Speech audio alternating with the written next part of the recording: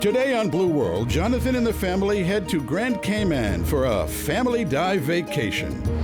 But first, Blacktip Shark research in Florida.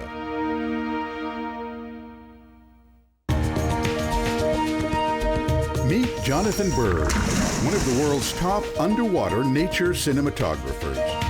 Traveling the world on assignment for all the major networks, he is an Emmy Award-winning authority on the underwater world. In freshwater or salt, reefs, wrecks, or caves, Jonathan documents the world beneath the waves. Welcome to the Blue World.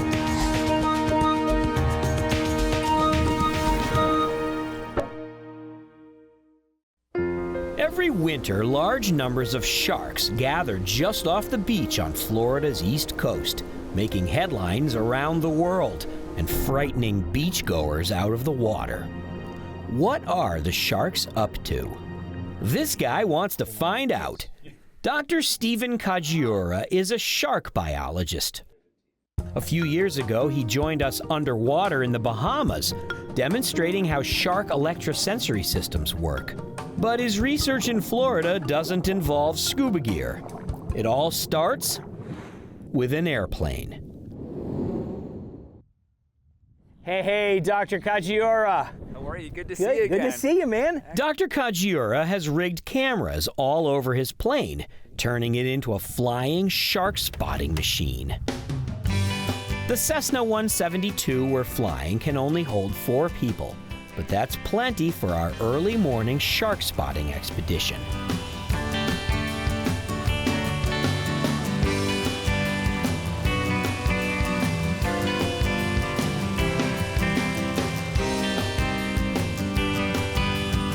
It's a short taxi to the runway,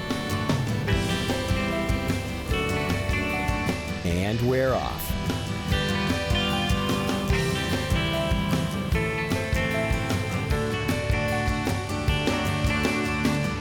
Then we fly low, around 500 feet, up the coast just offshore, looking for little shark-shaped shadows in the shallows. Wow, say that 5 times fast. Shark-shaped shadows in the shallows. Shark-shaped shadows in the shallows. Shark-shaped Hey, there's some. Oh, look at all the sharks here. It's outside the reef line. It's good to know. We spot a huge school of sharks, which is also recorded on the door cam. Dr. Kajiura makes note of the location of the school so he can return later with his drone.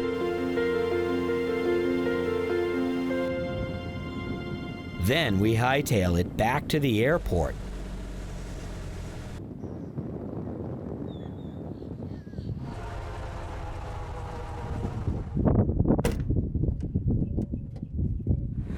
Later in the day, Dr. Kajiura goes to the beach near the shark aggregation and launches his drone. He shoots video from a much lower altitude than he can fly in the plane that he can use to count the sharks. The next day, we follow the team out on a tagging expedition. We get our own boat to follow along and stay out of the way. We cruise out of the marina and down the coast to the general location of the shark sighting.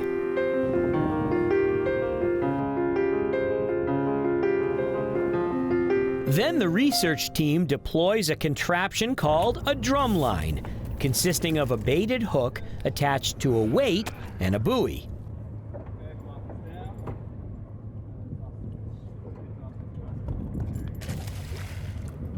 They mark the coordinates of the drumline. 80.04409. Next, they move the boat and repeat the process, eventually deploying half a dozen drum lines.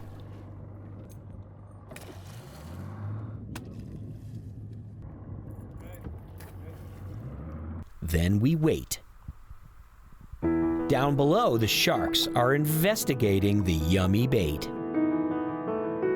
We don't have to wait long because soon the team sees one of the buoys moving. They move in and check the line.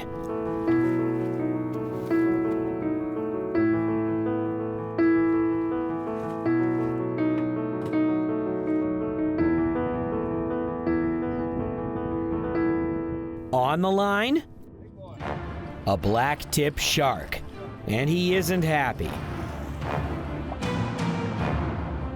But he has no way of knowing that the team is not going to hurt him.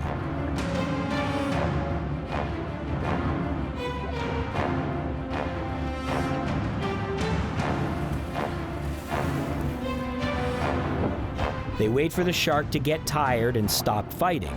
In this way, it's less likely that the shark or the researchers will get injured.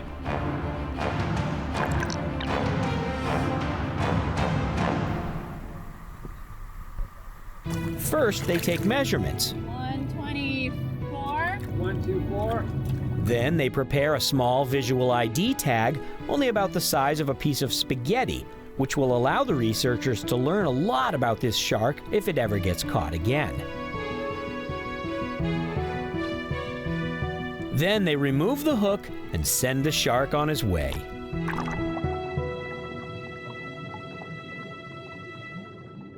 After tagging half a dozen sharks, it's time to call it a day, pull all the drum lines, and head for home.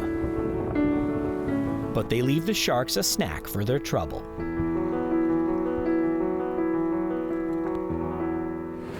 So, what are the sharks doing in Florida? What has all this research revealed? The tags have shown that the sharks spend their summers up around North Carolina, but they head south for the winter in search of warmer water. And the natural underwater topography of Florida forces them close to shore. So, basically the sharks go to Florida for the same reason everyone else does, to escape winter.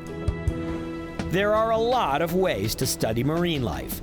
In the case of the blacktip shark aggregations, airplanes are an unconventional but extremely useful way to gather data. Coupled with drones and boats, Dr. Kajiura has learned a lot about this big shark mystery.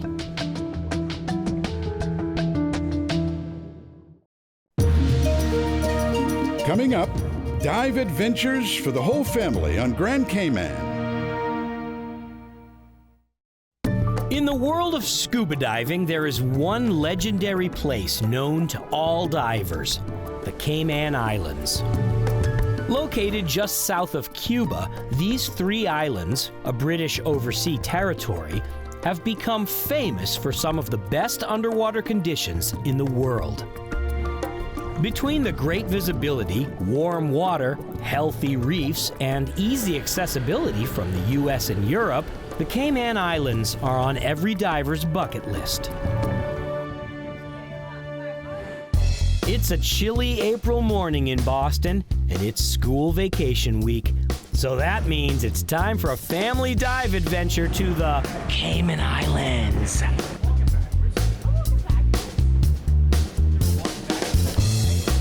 Hi, welcome to Waiting in Line.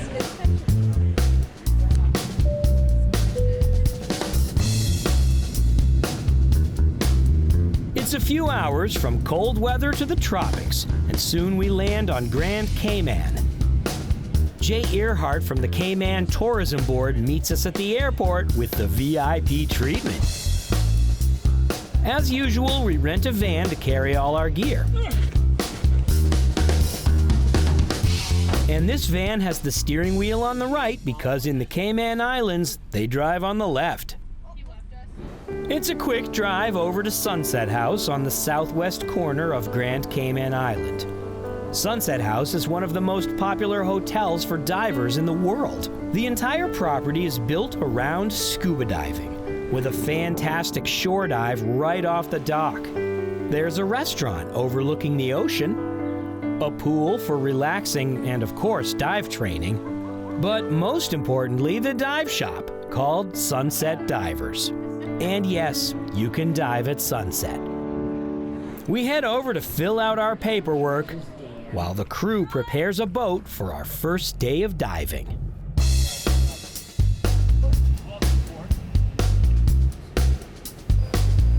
Our first dive will be a perfect introduction to the classic Cayman diving experience. Along the way, we have some time to set up our gear. Jasmine Fox grabs the mooring line, while Philip Liu sets up a scale model of the dive site using a towel and some paper cups. The dive briefing is easy to understand with a 3D model.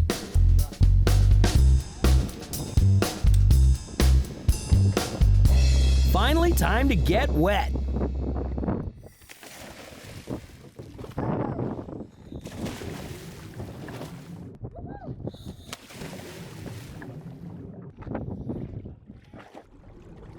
With all the diving we've been doing recently, the kids are really comfortable in the water.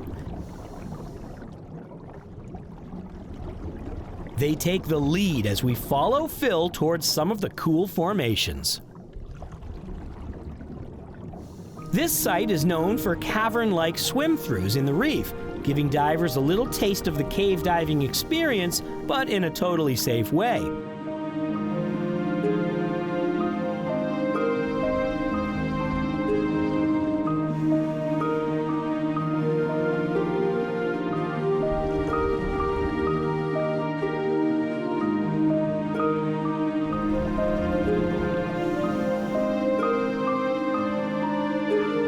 And the reefs are covered in colorful sponges and coral. We pop up through a chimney and head towards the drop-off.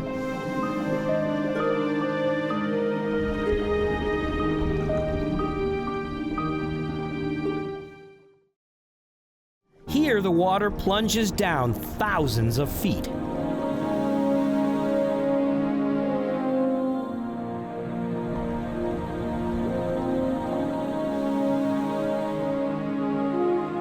Diving on the edge of the abyss like this is known as wall diving, and this is the kids' first wall diving experience. Of course, we stay at the top where most life is found, and soon discover a sea turtle searching for breakfast.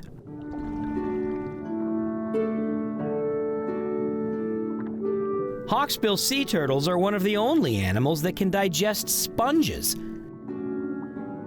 And this orange sponge will make a great snack.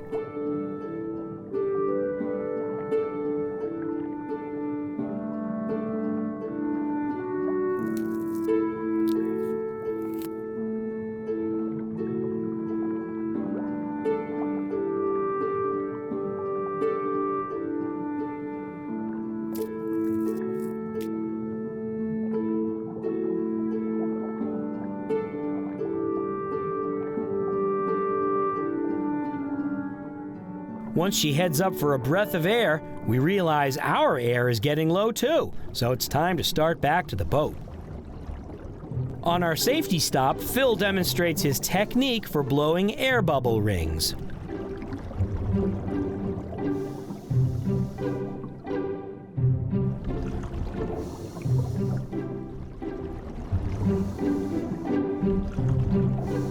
The kids need more practice.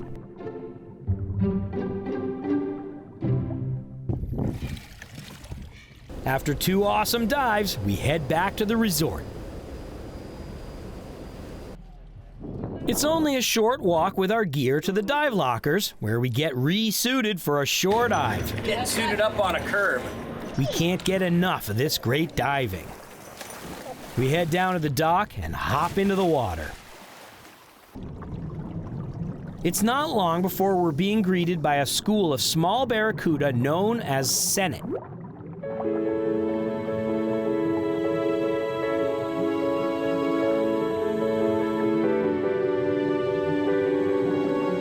They zoom around us a few times without fear. They must be used to divers.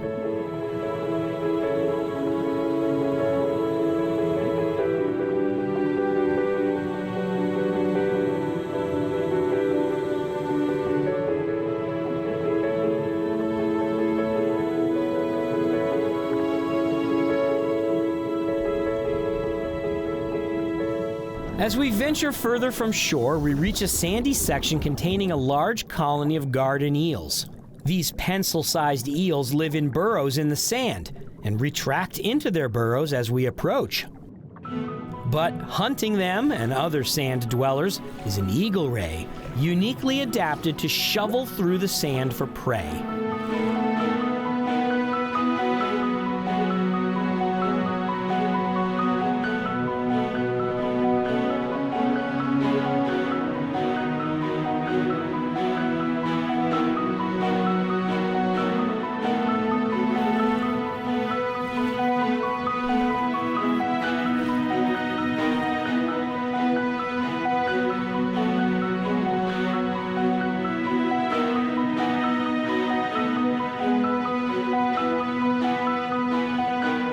As we continue across the sand, we find the tracks of something. Following them, we come across a pair of conchs engaged in a high-speed chase.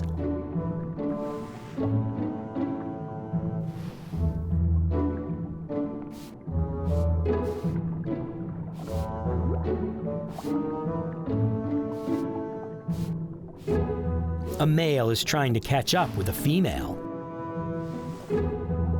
Conchs are just big snails peeking out from under the shell with eyes on stalks. She gives him the cold shell treatment. You can't blame a guy for trying.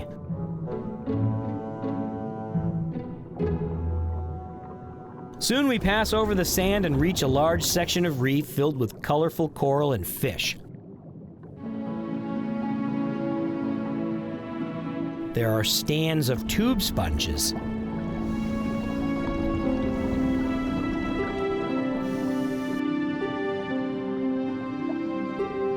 And we find the mermaid statue. Then we turn and start swimming back to shore. Just in front of the ladders, we meet a school of reef squid hanging out only a stone's throw from the shore.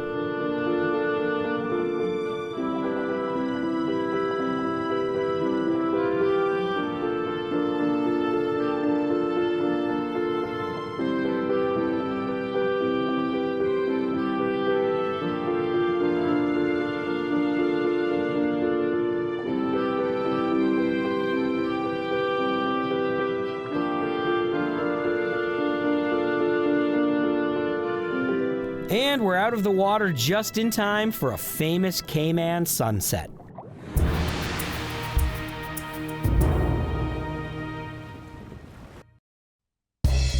The next day, we load the van for a road trip to the other side of the island.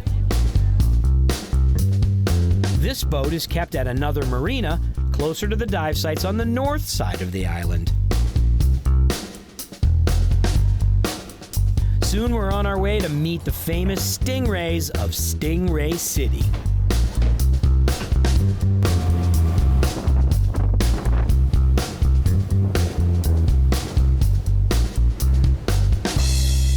Captain Melissa Hart does the dive briefing with some stuffed animals, explaining the proper way to interact with the stingrays and how we will feed them small pieces of fish.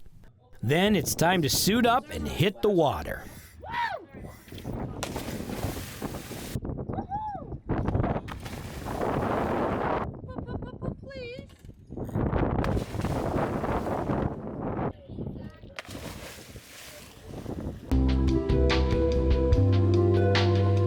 It's low tide, so the visibility in North Sound is a little murky, but the stingrays are here. Stingrays are flattened fish, closely related to sharks, with a mouth underneath, used to feed on the bottom. They get their name from the stinger sticking up off the tail, which is a powerful defensive weapon. But these stingrays are like puppies. They're completely comfortable around divers. When the food comes out, they all come over to be fed.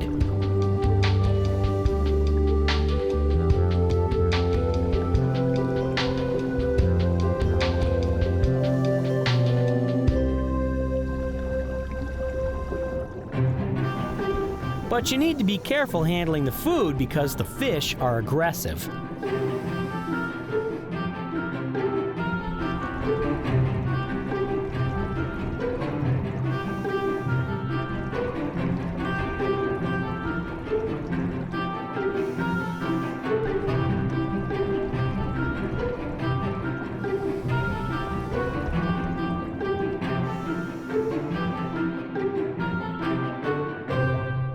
Elise gives this small male stingray a treat and feels how much suction they create when they inhale the food. Even Zach gets in on the action.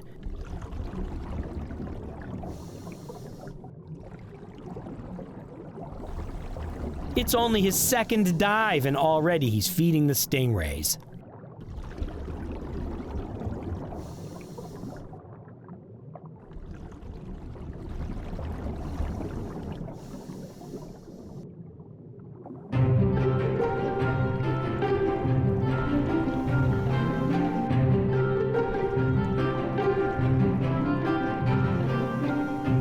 Christine is being swarmed because she refuses to hand over the food too easily. She's making them work for it.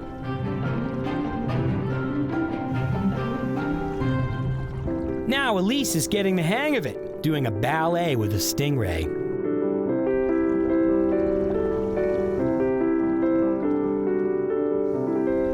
But then it's my turn to show them how it's done. By keeping the food just in front of the stingray's mouth, I can lead her around like she's on a leash.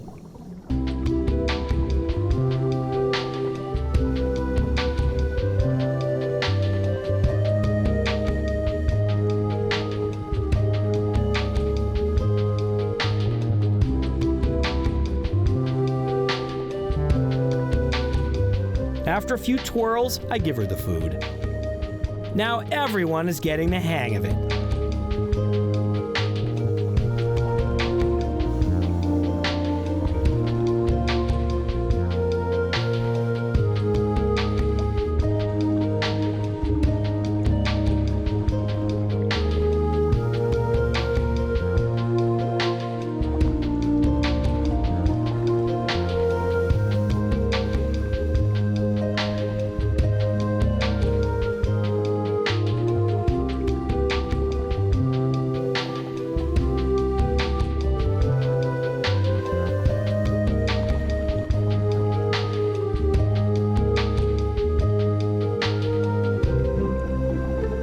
Zach has a stingray hat. And the fish are fast. They steal a lot of food. Once we run out of food, the stingrays settle down and begin to wander off. We head back to the boat.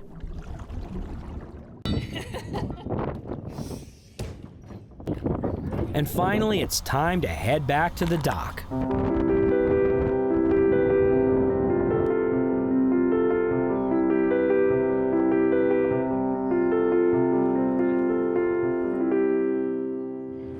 Grand Cayman is a stunning place to visit and to dive. There is no question why it has become one of the top dive destinations in the world. The water is warm and calm, the visibility is consistently excellent, and the marine environment is extremely healthy. Every dive has something cool to see. The Cayman Islands truly are a wonder of the blue world.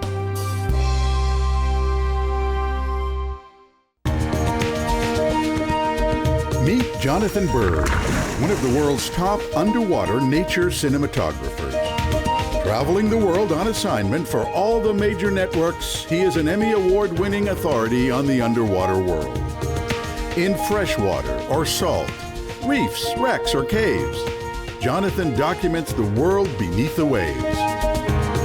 Welcome to the Blue World.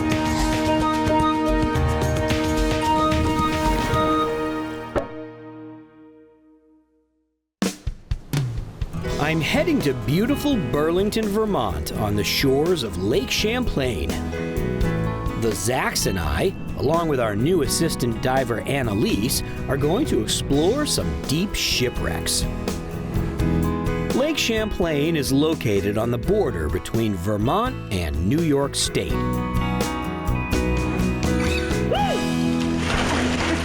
We already did some really cool dives on the historic canal schooners, which were used to transport materials to and from New York City.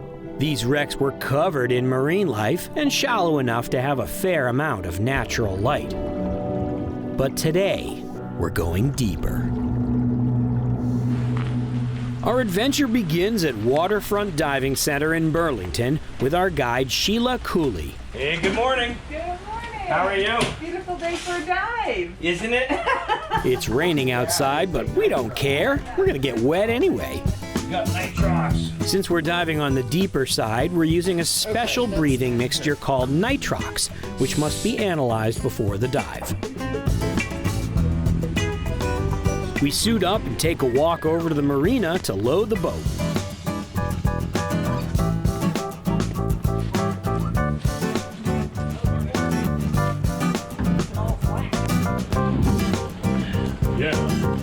Captain Larry has his funky landing craft dive boat ready to go. And Sheila's ready too.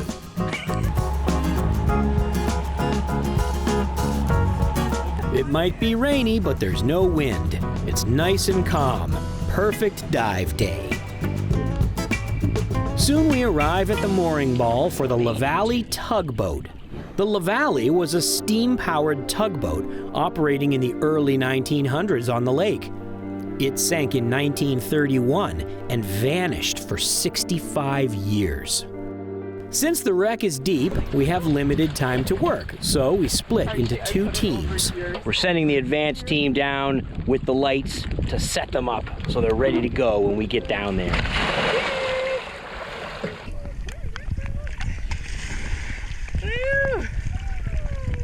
Cameraman Zach and I follow about 5 minutes later. We follow the mooring line into the cold darkness of 100 feet. The surface is over 70 degrees Fahrenheit, but it's only 45 down here. LaValle is part of the Lake Champlain Underwater Historic Preserve, so we cannot go inside the shipwreck. The LaValle sank in 1931, but due to the lack of detailed records on the sinking and its depth, the wreck was not found until 1996. But the cold water down here has preserved her well. There are almost no zebra mussels on the wooden hull.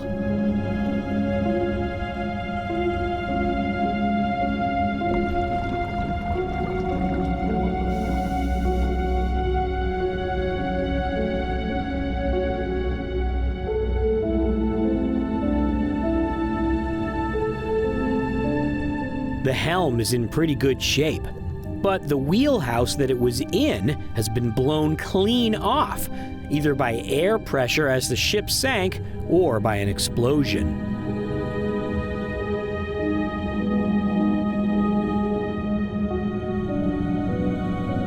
As we head towards the stern, we peek inside the doorways without going inside. This looks like a bunk room.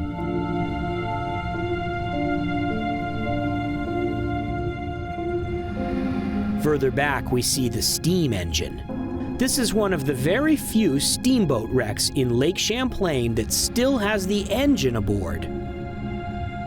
On top of the wreck, part of the smokestack from the engine. The rest of it can be found in the mud next to the wreck.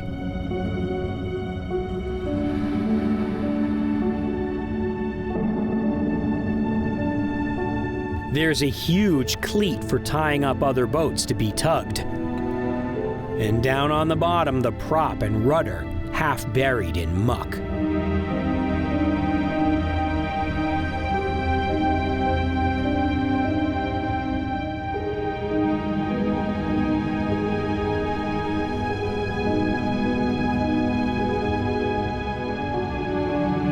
As I swim back towards the bow, I'm struck by the lonely desolation of this historic ghost of the abyss. For nearly 100 years, she has quietly rested peacefully in this cold darkness. We can only spend a short time here before no decompression limits force us to ascend. We're grateful for the return of light and warmth as we make our way to the surface.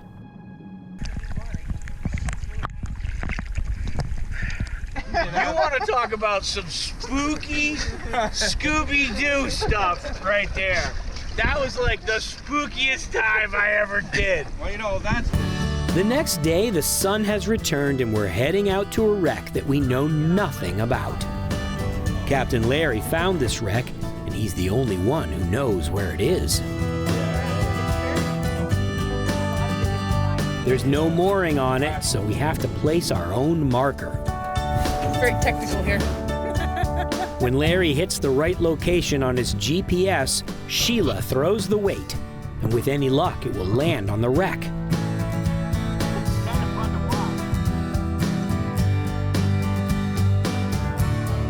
Hopefully we bullseyed the wreck, and there's no way to know without going down to look.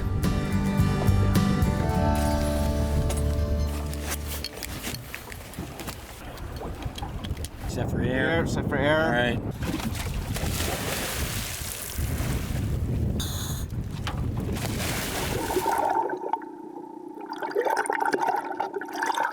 We drop down through the thermocline into the cold water below. And wouldn't you know it, the marker landed right smack dab in the middle of the wreck. Sheila leads the way. All we know about this wreck is that it's a wooden barge that caught fire and sank. We don't know the name of the barge or the year it sank.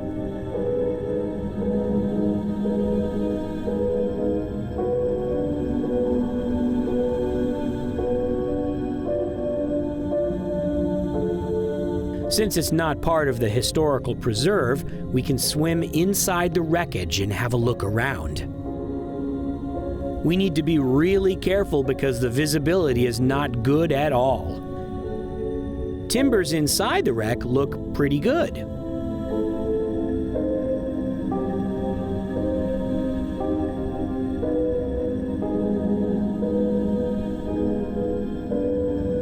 But the fire really did a number on the deck planks. The evidence of the fire is everywhere in the charred remains.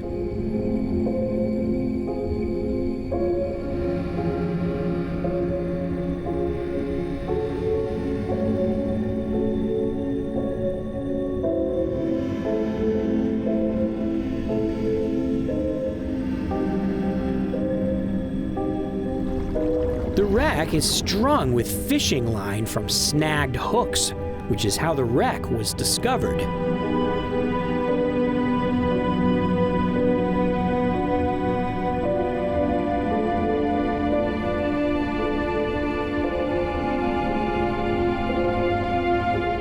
A motorcycle tire was used as a bumper, and the hull looks solid.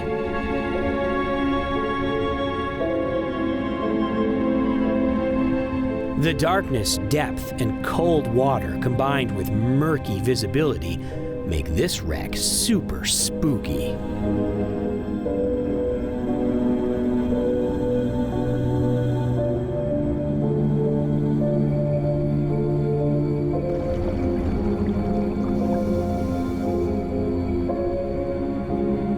And after half an hour, we must depart.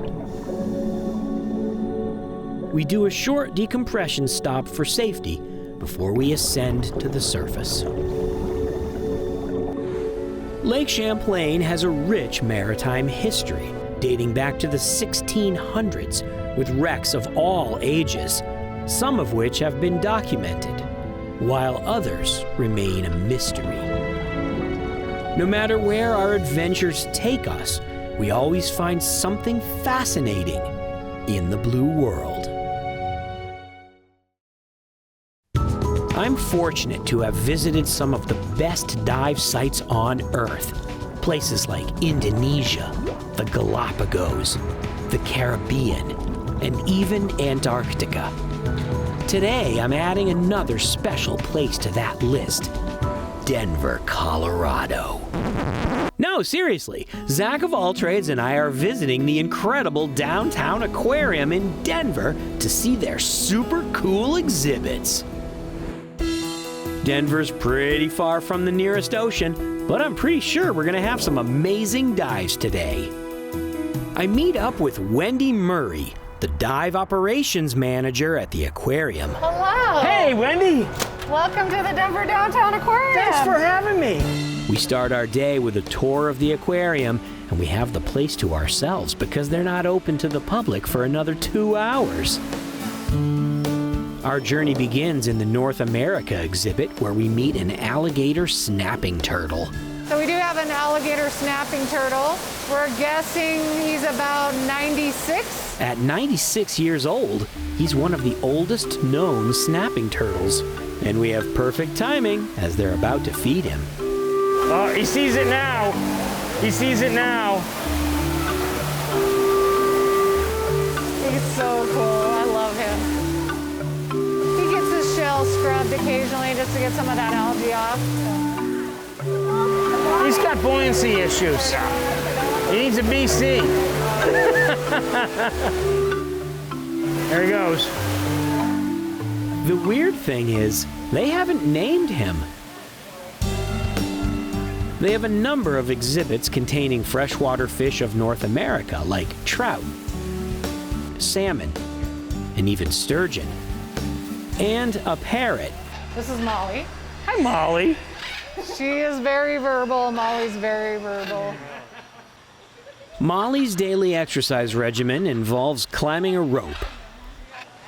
All right, All right. so there she goes. She's gonna climb up that rope up to Ryan, our mammals curator. Wow, look at that. So again, this is just utilizing her muscles, some conditioning.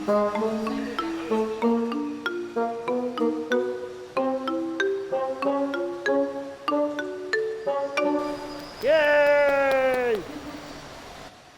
Soon we arrive at the rainforest exhibit where they have lots of exotic tropical fish, like the archer fish. So Oh, we have God. archerfish. Have you seen an archerfish spit? Oh, no. Okay, they're really cool. So Lori's gonna show you what to do, and then you're gonna do it after. So they're gonna spit. What the heck? Oh, wow. The archerfish has learned how to catch food by shooting a jet of water at bugs above the surface. They have incredible aim. The aquarium staff keep them sharp by letting them shoot crickets out of their hands. That's amazing. They have really good aim. We pass some other great exhibits, but I'm looking for something big enough to swim in. Touch pool. You can't swim in this one, but you can touch. Hey, guys. What's up? Hello, hello, hello. You're so squishy. Wow. Oh, she's gonna feed the southerns if you want. Oh, let's check it out. Wow, the southerns get some pretty big food. It's like a half a mackerel. Do you want to feed the? Sure. donuts? Okay. In between So you gotta your hold it in fingers. your knuckles. Yep. All right. This touch tank exhibit allows people to get up close and personal with cow-nosed rays and southern stingrays. Good grief. Wow.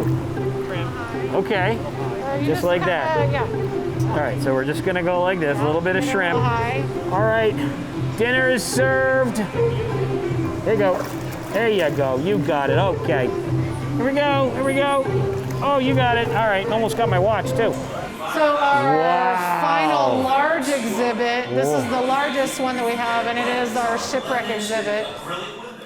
It's filled with huge fish, sharks, and one of my favorite creatures. Look at the sawfish. They're so big. Sawfish are so rare that I've never seen one in the wild. Unfortunately, Wendy says only the staff usually gets to dive in this exhibit, so no sawfish for me. Fortunately, we can dive in the Under the Sea exhibit, so we head upstairs and go behind the scenes to gear up.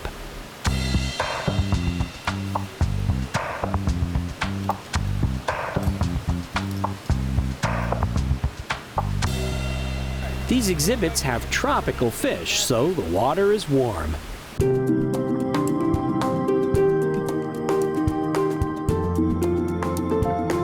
When we enter the exhibit, I can't believe how many fish there are.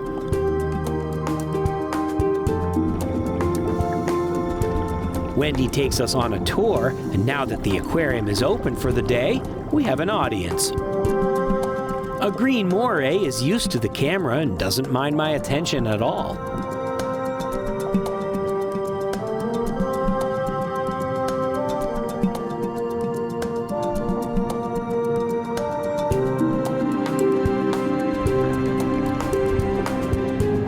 A nurse shark poses for a few minutes.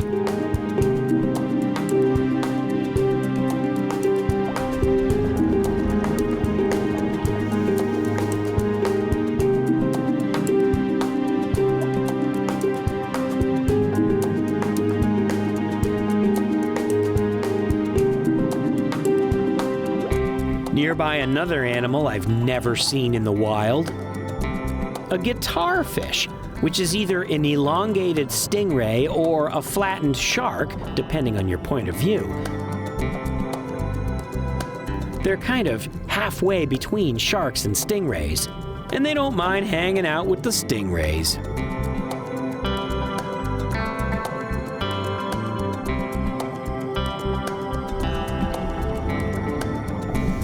I make my way to the other side of the exhibit and find two different species of morays hanging out behind a sign.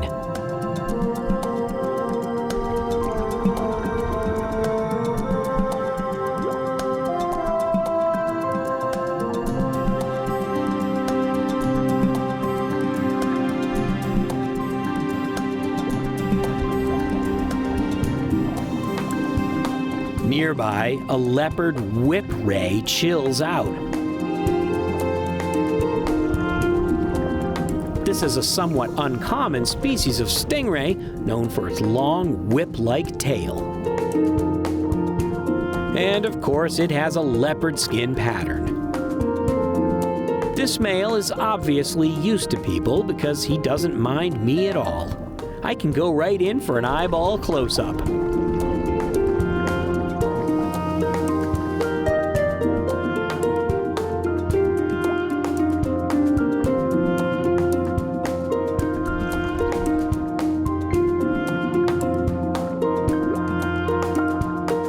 That was an amazing dive with so many cool things to see. I loved it.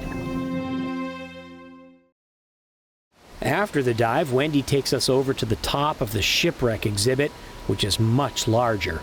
A sandbar shark buzzes right by the swim entry point. And that's when she tells us that she got permission for us to go in so we can see the sawfish.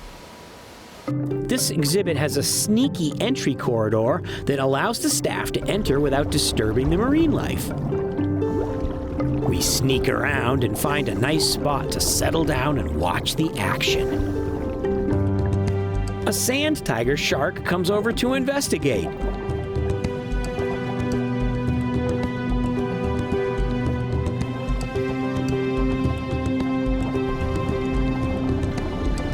And right in front of me, a huge sawfish.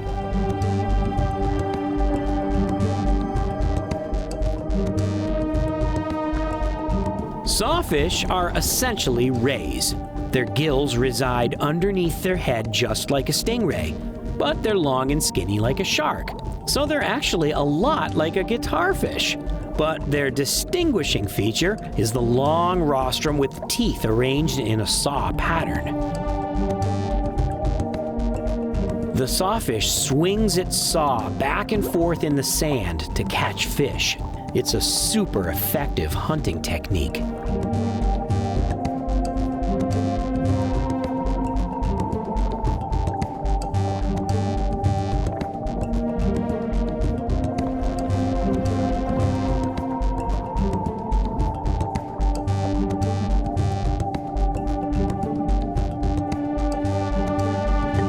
We follow Wendy around the back of the exhibit to the other side.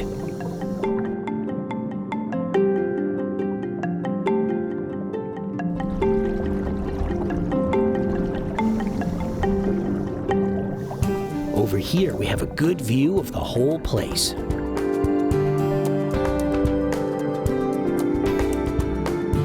A curious Napoleon wrasse comes over for a look.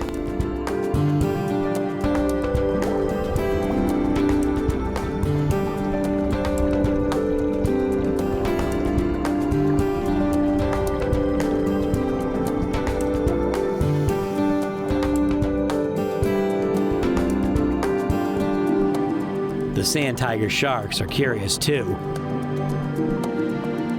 Lots of aquariums have sand tigers because they're the perfect shark. They look mean and toothy, but they're actually very mellow, and they won't eat the other fish in the exhibit as long as they're kept well fed.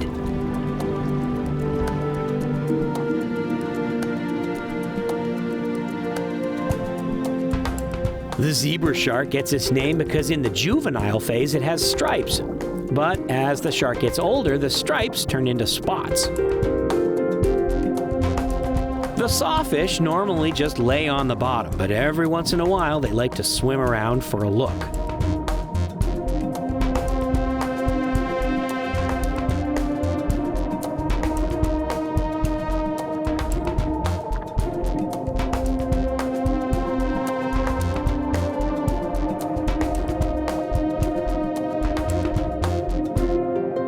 Soon it's time to leave, so Wendy takes us back to the entrance.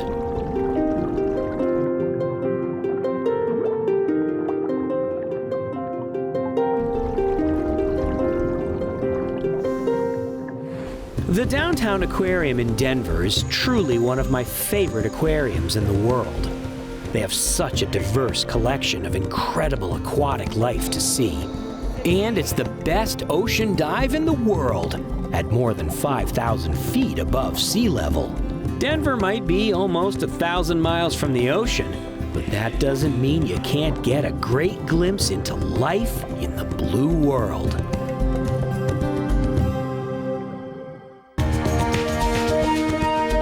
Meet Jonathan Bird, one of the world's top underwater nature cinematographers. Traveling the world on assignment for all the major networks, he is an Emmy Award-winning authority on the underwater world. In freshwater or salt, reefs, wrecks, or caves, Jonathan documents the world beneath the waves. Welcome to the Blue World.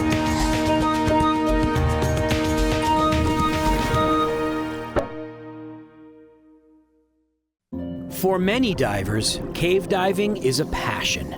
It might seem crazy to want to explore a submerged underground world where running out of air means almost certain death, but exploring underwater caves is incredibly exciting, and it has opened our eyes to the way that aquifers function.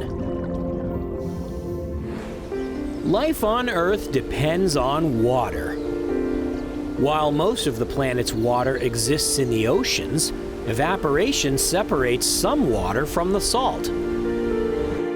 When it rains, most of that precious fresh water seeps into the ground. Some is soaked up by the roots of plants, but some enters the aquifer, a layer of semi-permeable rock or gravel that holds the water like a sponge. In places where the topography goes downhill, the water in the aquifer often flows slowly downhill with it. In Florida, the rock beneath the soil is limestone, a soft rock made by coral reef animals millions of years ago when it was a seafloor. Rain falling through the sky picks up carbon dioxide, which creates a very mild acid called carbonic acid. Over thousands of years, this mild acid eats away at soft limestone, eventually hollowing out caves. This turned the aquifer in Florida into underground rivers. Sometimes the river comes close to the surface of the ground and the ceiling gets thinner until it falls in. In Mexico, they call it a cenote, but in Florida, it's called a sinkhole. This gives divers a way into the caves. Sometimes the underground river finds a place to spring out. Florida is full of springs where this crystal clear water emerges from the aquifer into daylight. The Blue World team is heading to one such place today. A lot of people don't realize how important the cave systems are down here. They contain the fresh water that is the drinking water for everybody in Florida. They're the planet's plumbing, and people don't realize how extensive they are, how far they go. They go under the forest, they go under parking lots, they go under your house. They're very extensive systems. So today we want to demonstrate that. We have brought with us a transmitter to take underwater. Todd and I are going to take this transmitter. We're going to swim through the cave system. And the two Zachs are going to be up above following us with the receiver, and they're going to see just how far we go. We've come to West Skiles Peacock Springs State Park in Florida, home to one of the most popular cave dives in the world. The Peacock Springs system spans more than 6 miles of surveyed underwater passages. Todd and I are ready for a long day of exploration. And cave diving always starts out with lugging the gear. Man, these are heavy.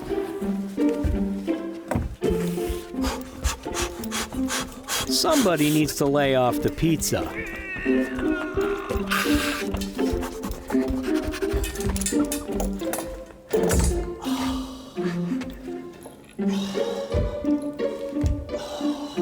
I'm pretty sure he's gonna get an Academy Award someday. All right, good to go.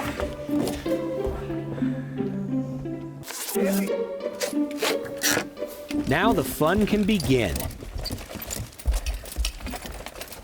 Water's looking good. Rock solid. The transmitter is sealed up inside a homemade PVC housing.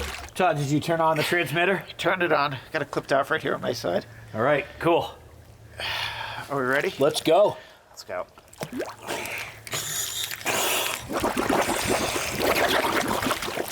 We sink down into the cavern zone. I'm filming and Todd is responsible for the transmitter and handling our reels. Are you getting a signal? Yeah, it looks like I got it. All right. All right, let's see where it goes. See where they go. Oh, I lost it. Lost them? Oh, there it is, there it is.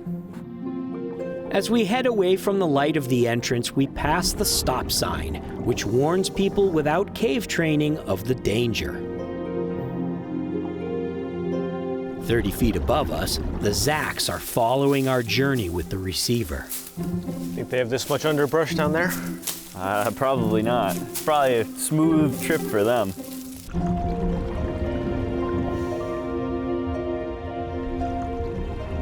Every so often, Todd stops to hold the transmitter close to the rock for a good signal. We have no idea if the Zacks are with us or not, so we try to make it easy for them. Signal's really strong right Wow. here. They've got to be real close to the surface. Yeah. Then we push on deeper into the cave. It's getting weaker. Oh, Gotta keep going.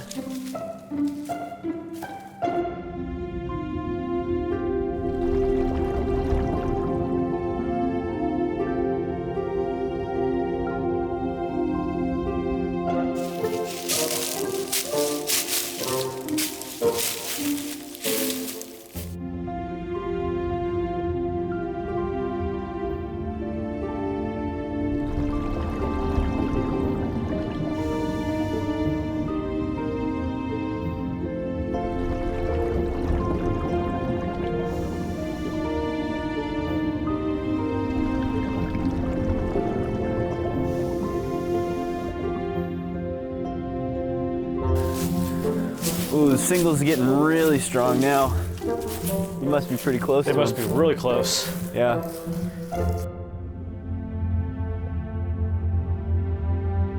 We reach a section of the cave that angles down much deeper.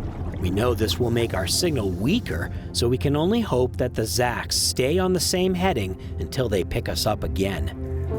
It's getting weak. It's getting weaker. It looks like they're going this way. Down here, the bottom is silty, so we have to be cautious. I can only wonder where the Zacks are now and what's above us. Still got them. Where are they? I don't know. Todd tries the ceiling trick again, hoping it will work through 60 feet of rock.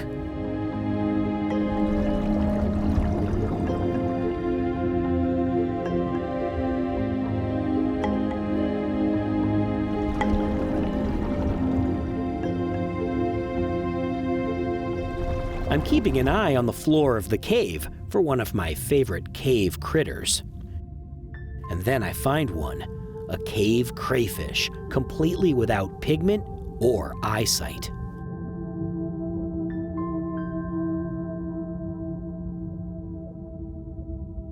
As we continue, the Zacks are crossing a tree farm. And the cave has gone weirdly circular.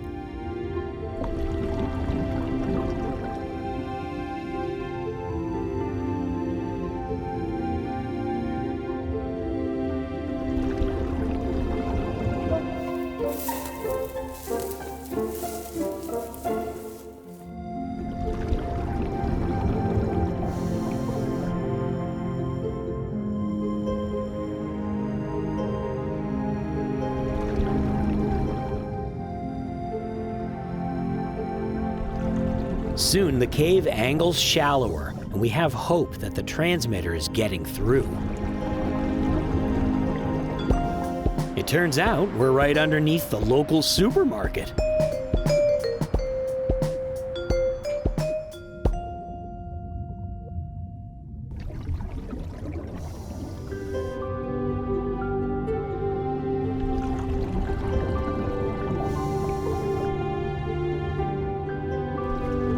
We can't talk, but fortunately Todd and I are good at diver sign language.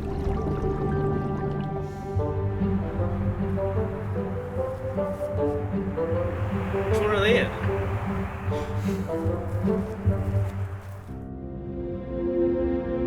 I'm noticing that in this section the water is a little murky. It turns out we're right under a cow pasture, and this is no coincidence. That way. Eventually we turn and head back to the cave entrance.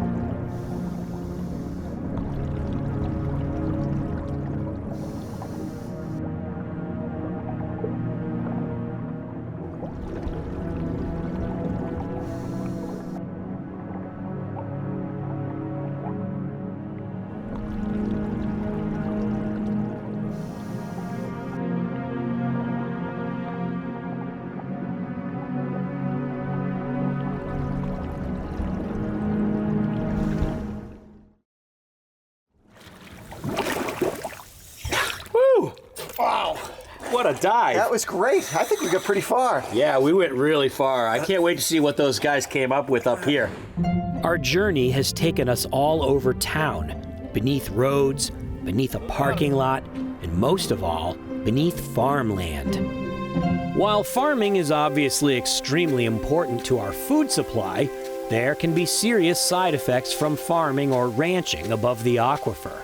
A cow, for example, generates 10 times the waste of a human. So 100 cows in a field generates as much as 1,000 people. And all that waste just sitting in a field gets washed into the ground when it rains. Pesticides and fertilizer on crops do the same thing. All this contamination ends up seeping down into the aquifer. And guess what else is in the aquifer? Everyone's drinking water supply. We're contaminating our own wells. And when the water comes out of the spring into sunlight, the nutrients in the water, like nitrates and phosphates from manure and fertilizer, fuels the growth of algae and bacteria, which further contaminates the water and sometimes even chokes off the oxygen, which kills the fish. Legendary cave explorer and filmmaker Wes Skiles was one of the first people to sound the alarm.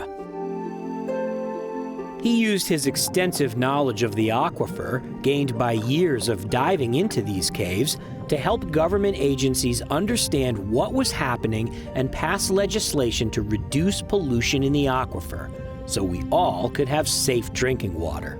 So yes, cave divers can be pretty useful sometimes. Scuba divers are the most passionate and vocal defenders of the ocean because we're the ones down there seeing what's going on.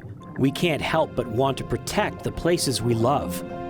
Cave divers are a rare breed, but they're the only people who actually see what is in these caves and have come to appreciate the importance of the aquifer and the life that depends on it. And so cave divers have become powerful advocates for the health of these incredible environments, the underground heart of the blue world.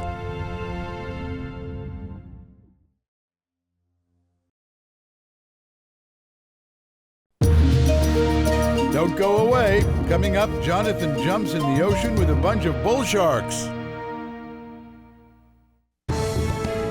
I love sharks, and I've been lucky enough to dive with sharks all over the world.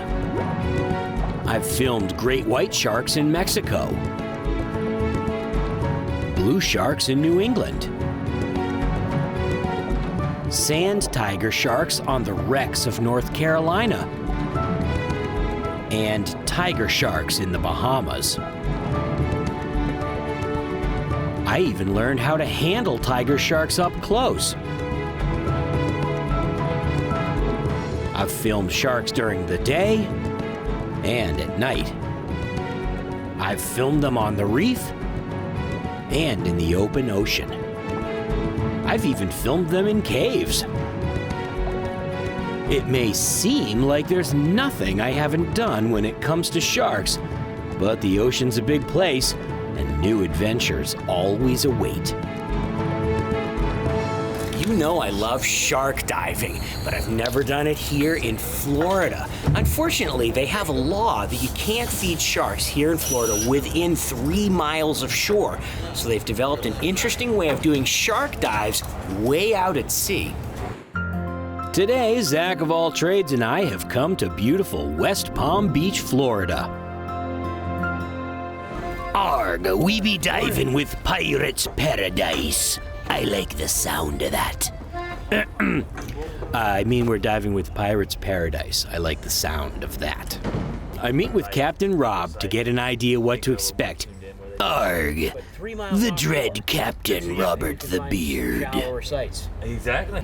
Then Zach and I fill out some paperwork and meet our dive master, Mike Brady. That's a really lame pirate name. All right, here we go. Then we load our gear onto the boat for an adventure. Can't forget the camera.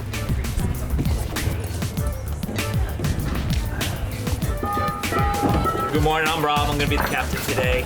Some of the basic safety rules. Pretty good. All right. You're here.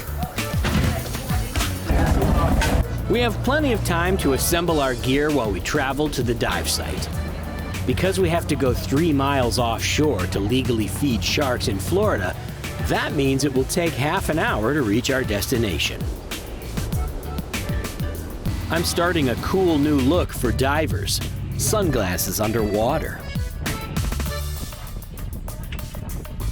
Mike says we can expect some bull sharks, a species not commonly seen on shark dives.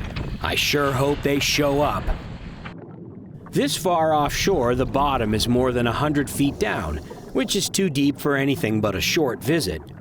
So, the trick is to bring the sharks up shallower to us. Mike takes the bait in a milk crate way down to the bottom to get the sharks' attention. Once they're interested, he swims the bait back up to us, waiting at about 50 feet. Arg, that be 15 meters for ye metric people. The first sharks to join us are the lemon sharks. Lemon sharks tend to be homebodies. They find a section of reef to call home and generally don't stray too far from that area. They will come up above the reef because of the chum. When you interact with sharks on the bottom, they can come up from behind or above, but they can't sneak in from below. Here in open water, you have to keep your eyes constantly moving to keep track of sharks in all directions. Lemon sharks have very pointy teeth that look aggressive. The reality is that these teeth are designed for a purpose. Lemon sharks feed mostly on fish. These needle-like teeth help the shark grab and hold small, slippery fish to be swallowed whole. What this means to us as divers is that these sharks would never consider us food. They would not attack anything as large as a person. They're simply not designed to eat food that big. Their teeth just don't cut well, so they can't take bites out of larger prey. These sharks are just looking for a snack, something small they can eat in one bite. Zach of all trades is on his first shark dive, and he looks pretty comfortable to me. I have to admit, I was a little nervous to be diving with sharks for the first time, but once I got down there and I was surrounded by sharks, I realized just how calm and majestic these animals are, and I was no longer afraid. Lemon sharks are considered a social species. They often hang out in small groups, enjoying the company of other lemon sharks. So, when we chum for lemon sharks, more often than not, we get a whole bunch of them, not just one, which of course makes for great fun. The lemon sharks are cool, but we're really hoping to see bull sharks, and so far, they haven't shown up.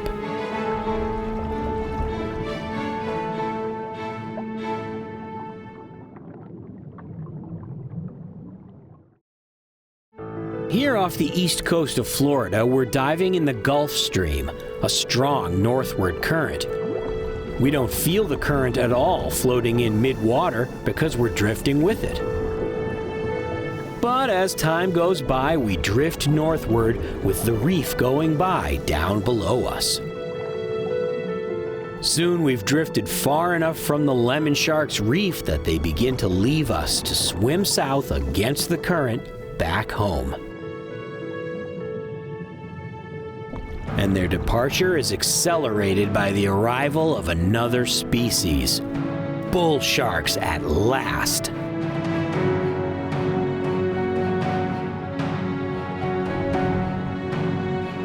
Bull sharks look a lot like plain old reef sharks.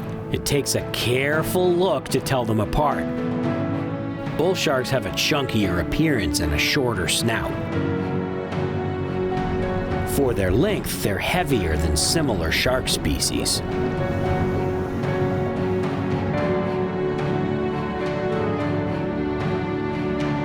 Bull sharks are known for an aggressive disposition, especially in the murky shallows where they normally hunt. However, here in open water, the sharks have learned that divers bring snacks. They're definitely not on the menu. It turns out that bull sharks are actually quite curious. They spend plenty of time swimming around between us, checking us out.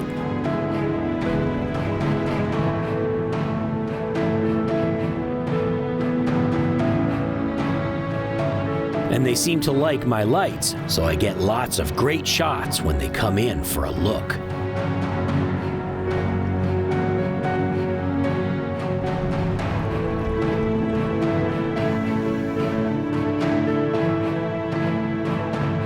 The action is so exciting that people tend to breathe rapidly and go through their air supply fairly quickly. So, before we know it, it's time to start making our way back to the surface. As long as we still have some chum, the sharks follow. After our safety stop, Captain Rob brings the boat over to pick us up.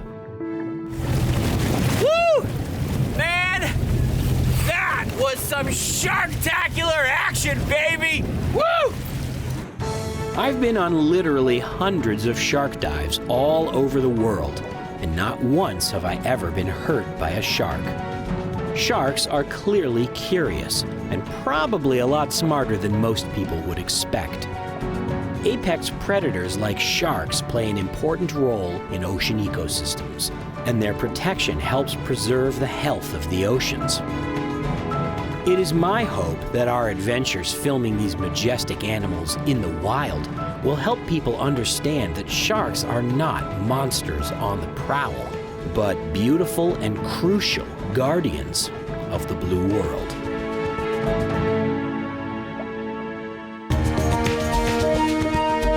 Meet Jonathan Bird, one of the world's top underwater nature cinematographers.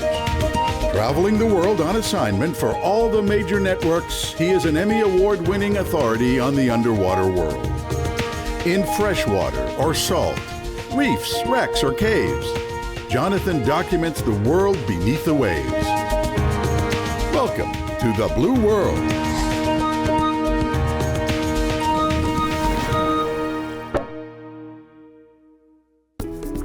Drift diving is a type of diving where you jump into moving water and go with the flow. In the ocean, this usually means that a boat follows you and picks you up wherever you decide to surface. It's a lot of fun and super easy because you don't have to swim hard and you don't need to worry about getting back to where you started. Cave diving is almost never done this way because you can't surface except where you started. So cave divers usually try not to get involved in high current situations. But as with all things, there are exceptions.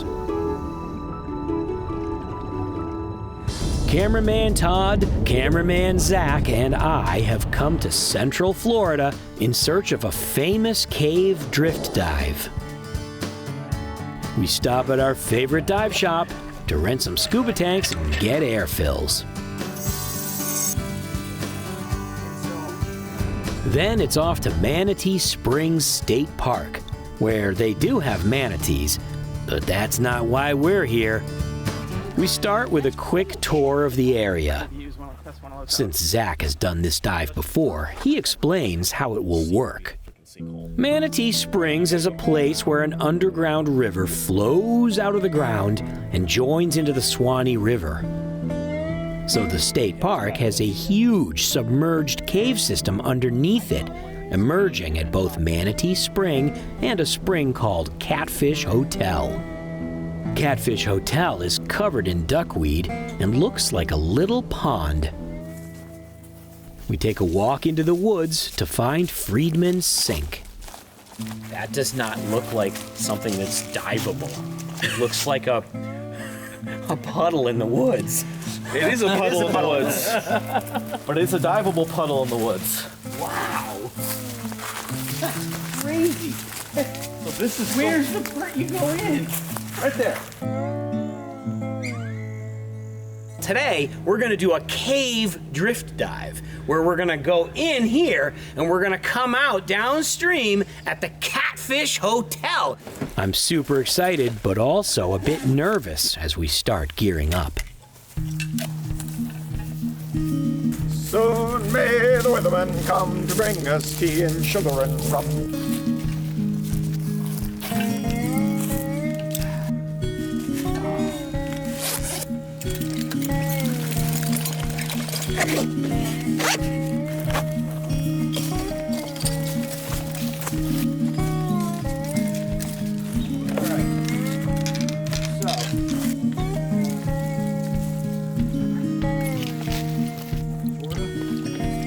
Don't worry, I'll get him. I feel very easy for us.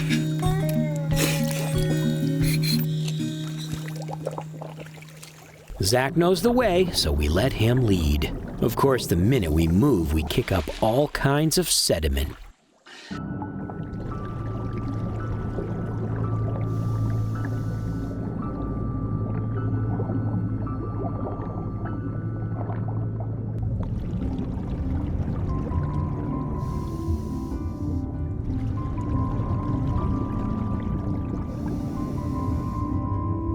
Todd and I follow Zach down the hole and emerge into the cave with strong current passing by. It's also filled with particulate matter. I was definitely expecting better visibility.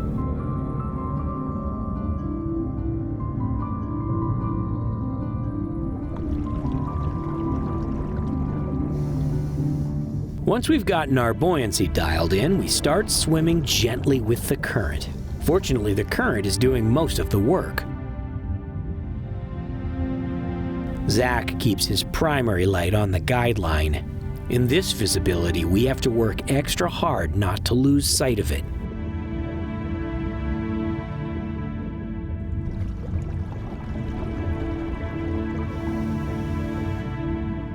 It's a very disconcerting feeling knowing that after a few minutes of drifting, we probably would not be able to get back to Friedman's Sink if we had to, against the current.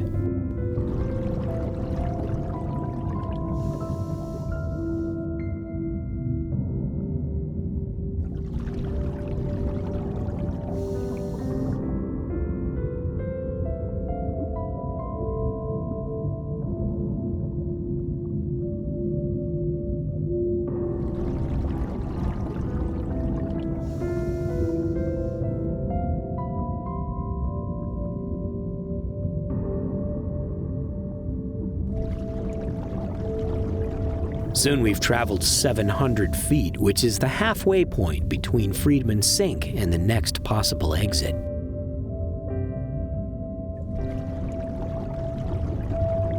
In larger sections of the cave, the current gets slower and the pace feels a little more relaxed, but I still can't stop thinking about how far the next exit will be.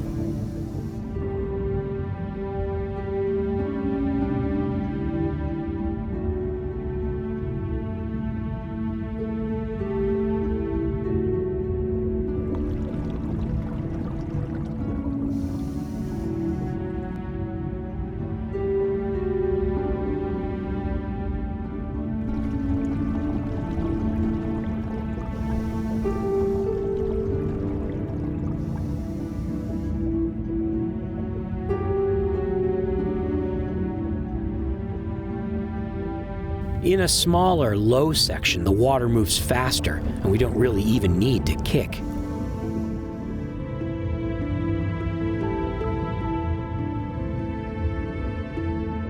Zach points out the line that will take us up to a small possible exit known as Sue's Spring. But since we're doing fine and have plenty of air, we will keep going towards the Catfish Hotel.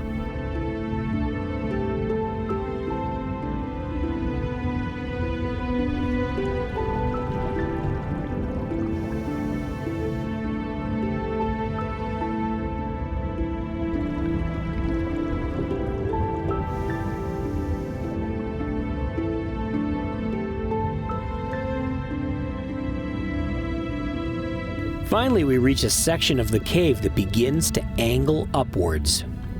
We're approaching the end of the line.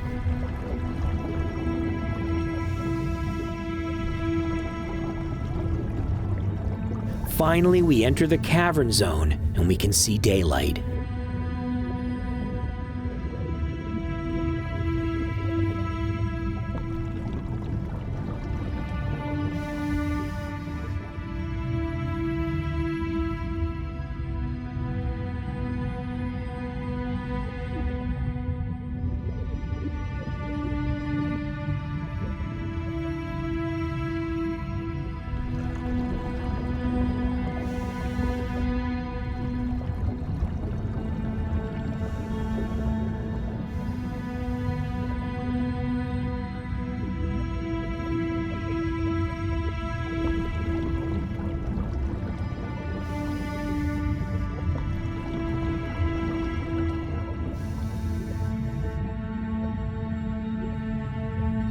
Catfish Hotel might be known for its large population of catfish, but we're not finding very many. The holes in the rocks are supposed to have catfish in them. I guess there's a vacancy at the hotel. I hunt around under a ledge and find a few hiding.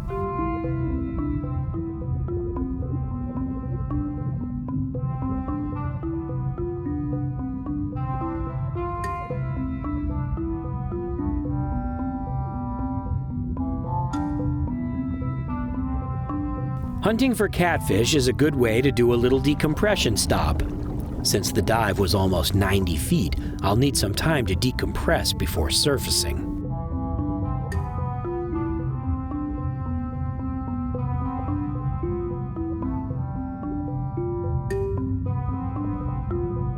Zach has found a little turtle hanging out.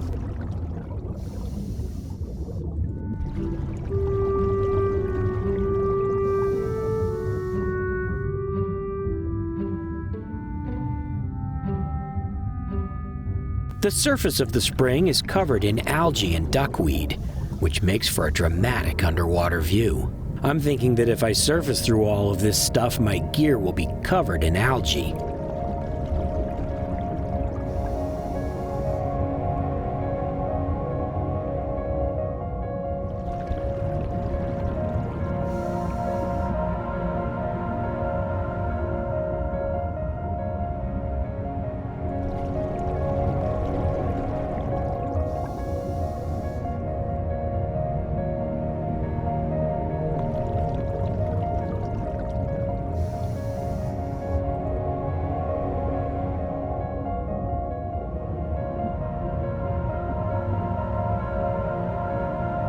We head over to the swim platform and I use my regulator to clear out a spot to surface.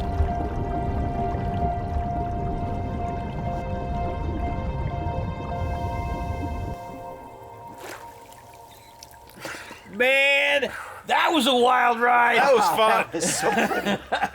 It goes against all my training, but it was fun.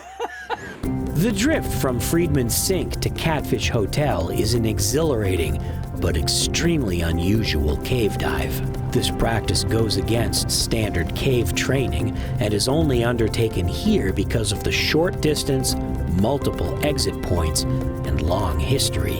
This is one of the only dives of its type in the world, and it's a thrill every cave diver should experience. It's another amazing place in the blue world. Don't go away. Jonathan is about to explore 3 fishy shipwrecks in Florida. The Blue Heron Bridge in Riviera Beach, Florida is one of the most famous muck dives in the world. But it's not the only dive in town. Just offshore lie fabulous coral reefs and wrecks to explore. And today we're going to check them out.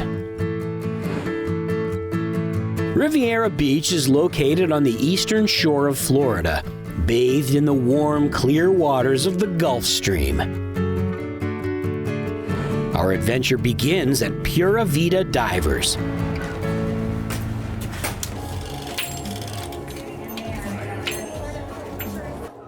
I show up first thing to check out the shop and sign my waiver. Go somewhere else. Then I'm off to the dive boat with dive master Andrea Whitaker. Down at the dock, Zach and I load our gear on the boat. That's weird. Thank you. You're welcome. I think. Door.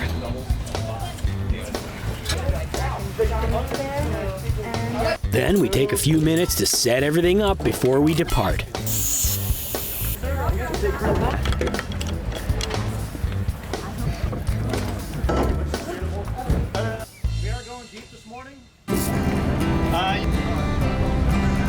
Soon we're on our way to one of the great dive sites just offshore.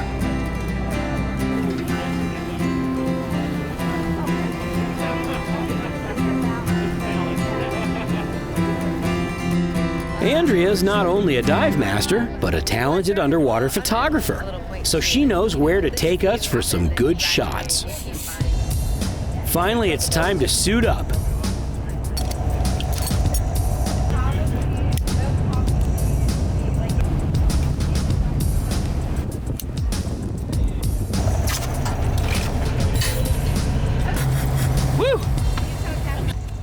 Andrea and I hit the water with our cameras ready. Zach is not far behind. We're diving a site called Governor's River Walk. It's 3 small shipwrecks with a chain leading the way from one to the next. 3 wreck dives in one dive. On the first wreck, we find a Goliath grouper hiding inside.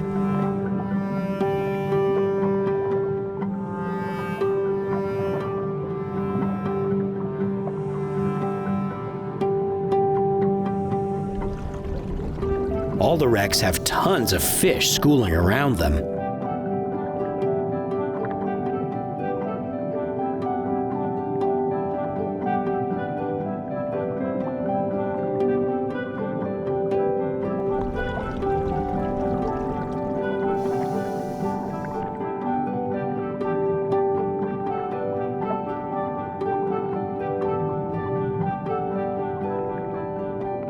Andrea's leading the way, looking for great shots.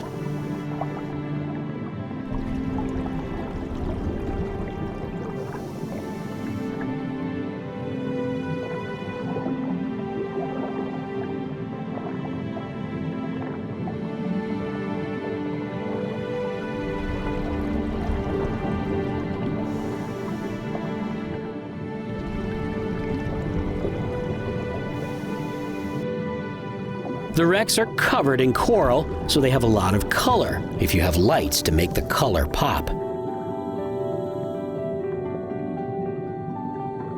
Andrea grabs a shot of me and Zach. Next, she trains her lens on a barracuda.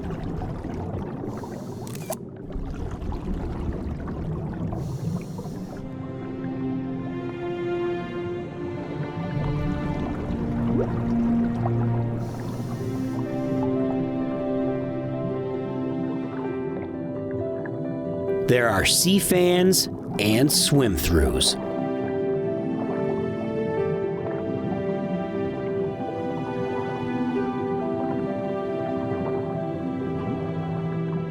And if she gets really desperate, there are always divers willing to model.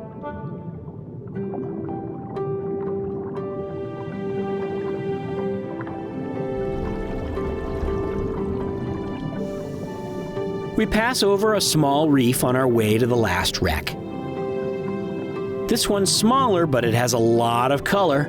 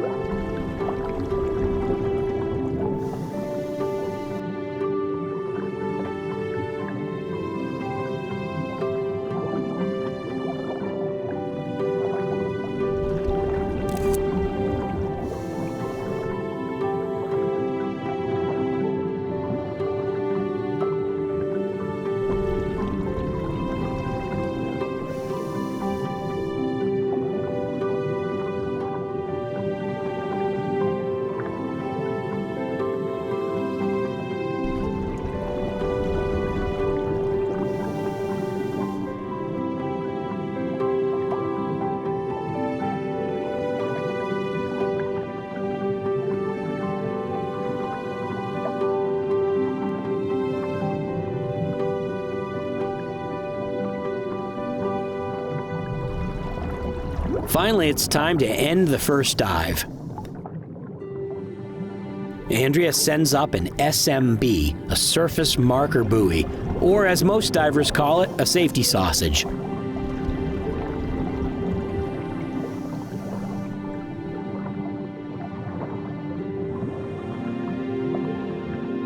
This allows the captain to keep track of us while we drift with the current doing our safety stop.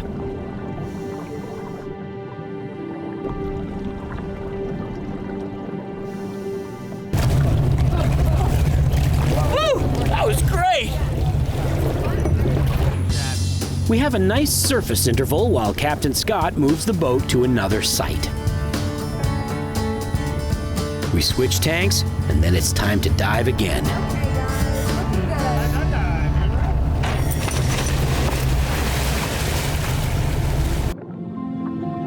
This site is a nice reef called Juneau Ledge. It's a pretty popular site. There are overhangs and drop-offs filled with fish.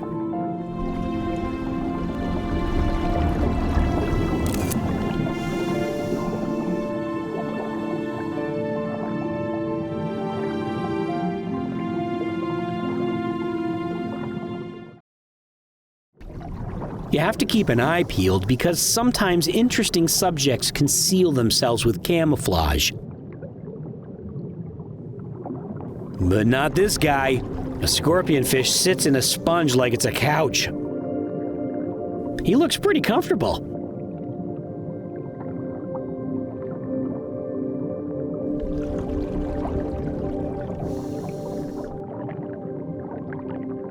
And Andrea gets a great portrait.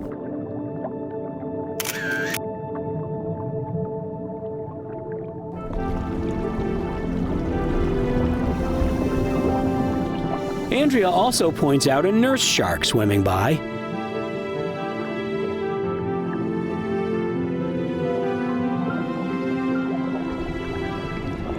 The shark makes a close pass but doesn't stick around.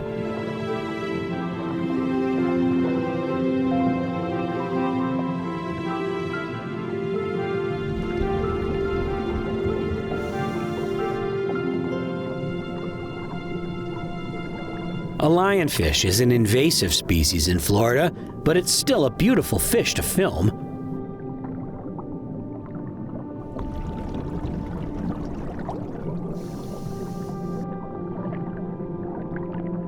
The long spines are quite venomous, so this is a fish you don't mess around with.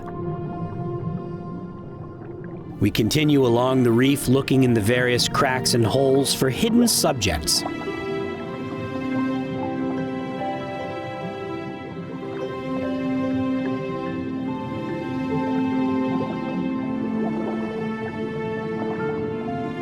I come across a pair of gray angelfish.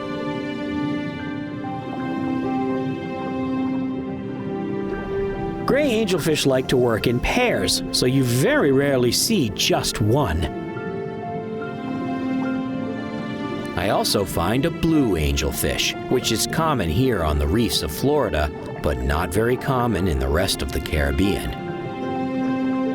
We find a filefish, which swims with its pelvic and dorsal fins rather than its tail.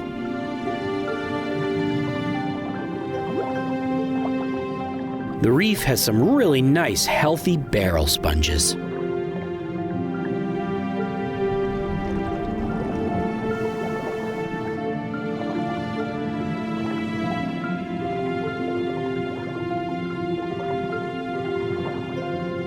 A big overhang has a huge school of snapper.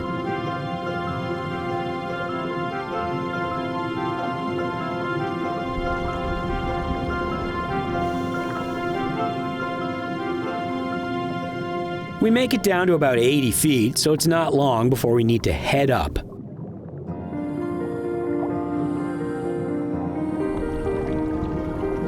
Once again, Andrea deploys the SMB.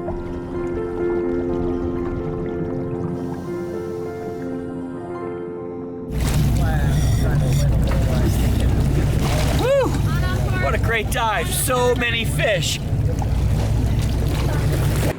It's hard to believe how much healthy marine life there is just a short distance from the Riviera Beach skyline. There are colorful wrecks, healthy reefs, and a ton of fish less than a mile offshore. The east coast of Florida is an often underappreciated dive destination, and it just goes to show that there are amazing wonders to be seen all over the blue world.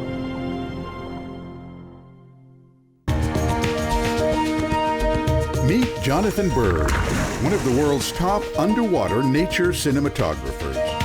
Traveling the world on assignment for all the major networks, he is an Emmy Award-winning authority on the underwater world. In freshwater or salt, reefs, wrecks, or caves, Jonathan documents the world beneath the waves. Welcome to the Blue World.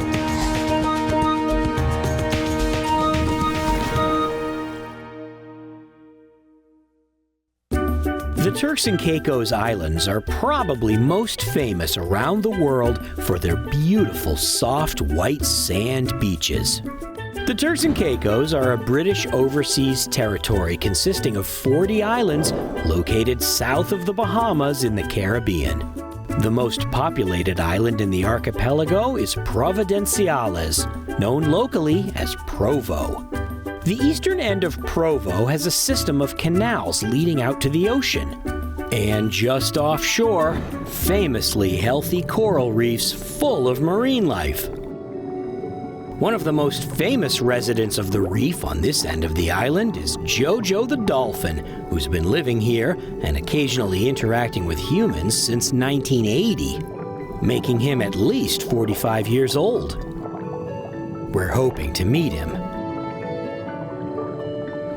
It's February in New England, so it's time for the bird family to fly south on a little dive vacation.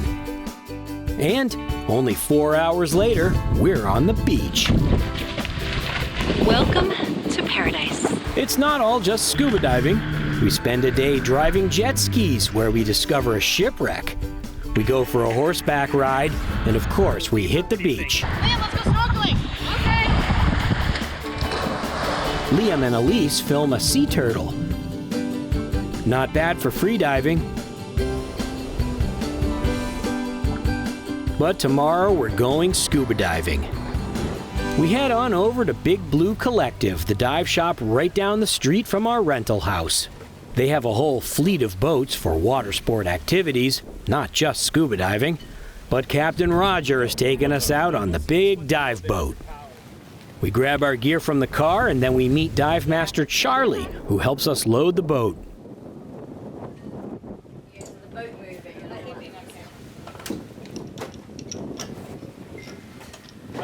Safety gear on this boat, life jackets are under the seats here. We get a quick boat safety briefing and we're off.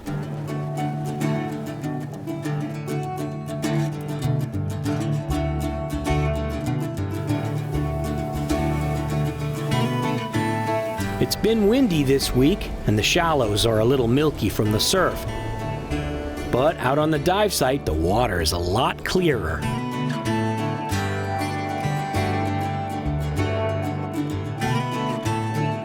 At last, having escaped Massachusetts winter, it's time to hit some tropical water.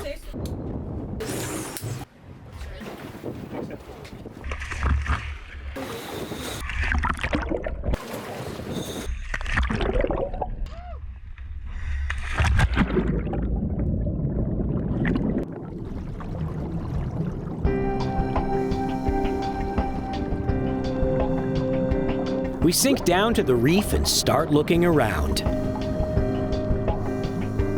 These reefs host lots of different kinds of sponges.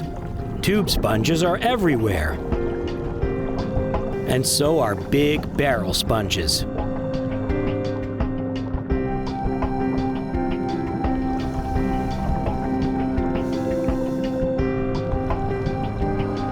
Charlie points out a crab hiding in the reef.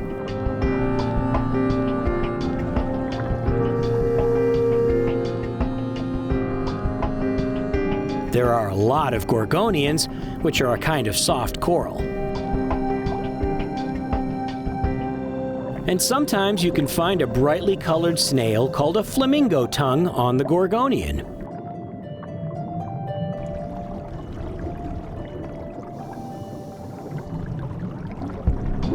A Nassau grouper gives us an apprehensive look.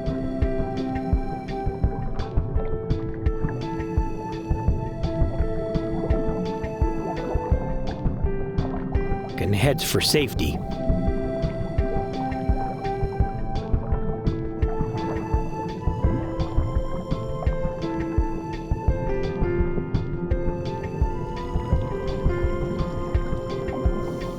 Elise finds what must be the biggest barrel sponge on the reef. She could probably fit inside. A trumpetfish, normally shy and hiding in the gorgonian, seems curious about us.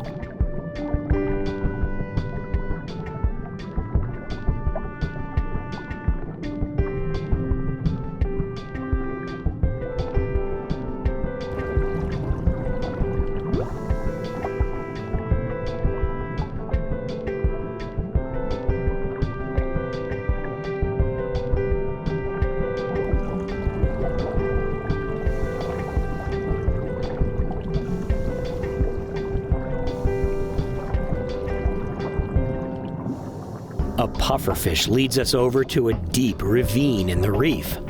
Down below, the silty water from the shallows is flowing through like a spooky river. So of course, we have to go down there and check it out. The kids notice that the gorgonians are bending in the current.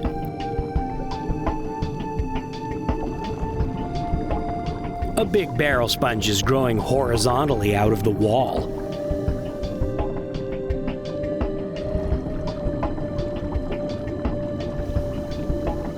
We follow another trumpetfish into a big patch of gorgonians.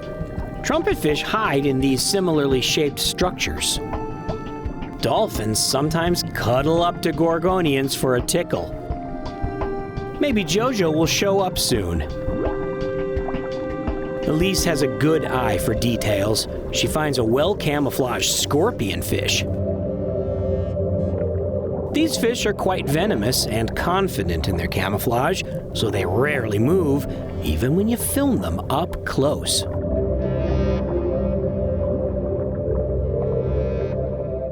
Further down the ravine, we hit the sandy bottom and swim up current. I spot a moray eel under a ledge.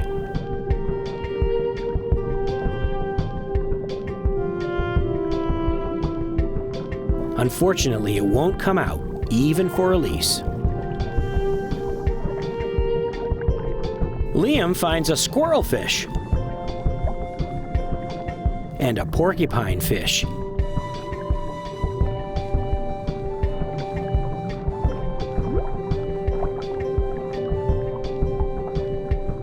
A parrotfish nibbles on the fuzzy algae growing on some coral.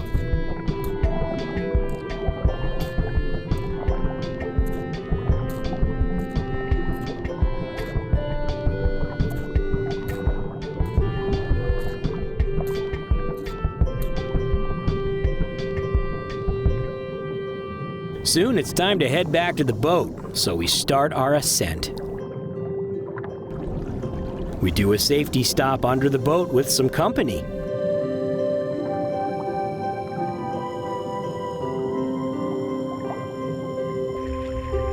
It was a great dive, even without JoJo.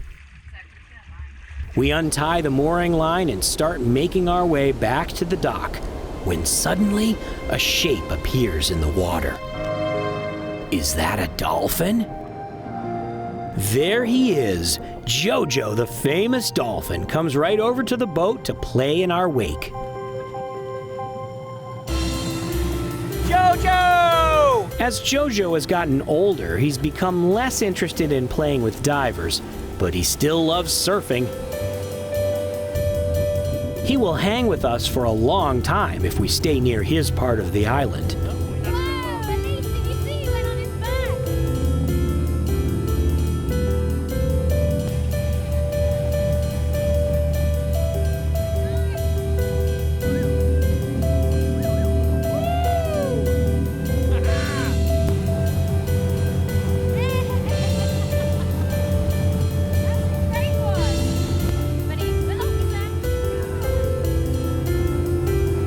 But finally, it's time for us to leave, and he goes back to his reef. The Turks and Caicos Islands are a wonderful place to visit. There are plenty of things to do, beautiful beaches, and great diving for all experience levels. And, with a little luck, you might get to meet JoJo.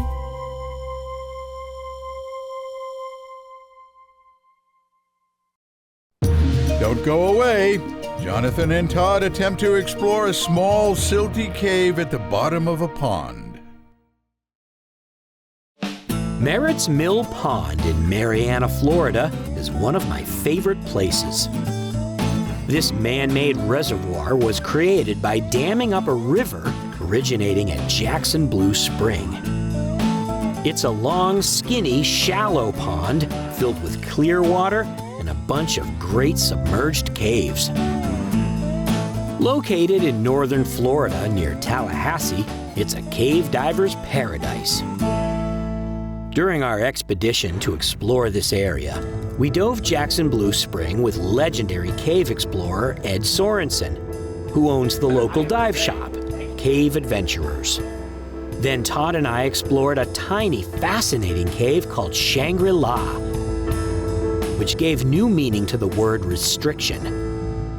And today we're off on another adventure to explore a cave known as Gator Hole. But first, we have to find it. No, because there's that thing, but it wasn't that far, I don't think. I think it was a little bit further from his shop, right? Eventually, we do find it. Over here.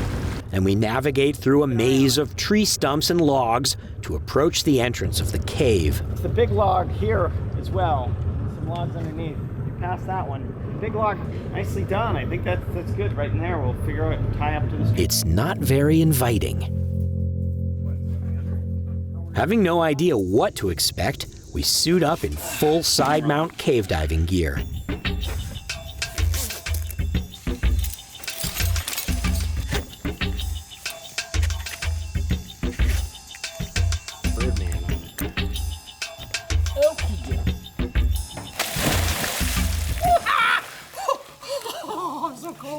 At 67 degrees Fahrenheit, the water's not exactly warm. I should have brought my dry suit. And the thought has occurred to me that there might actually be a gator around here.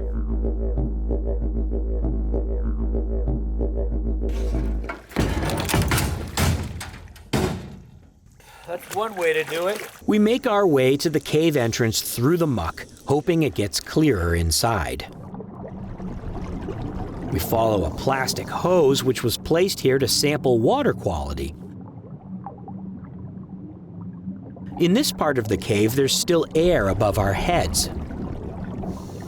Soon we reach the stop sign, and the real cave dive begins.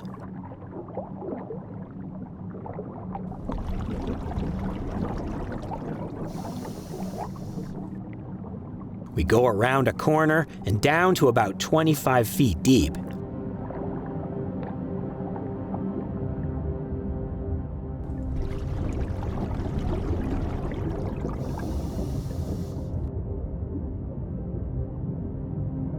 Here, the floor of the cave is quite soft and silty.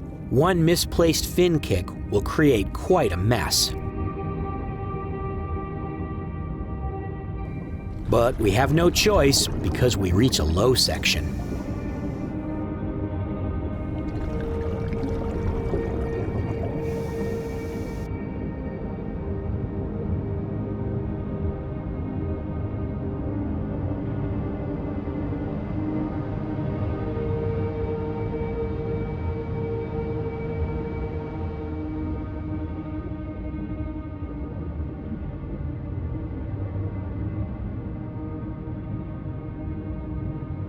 Finally, we hit the first restriction.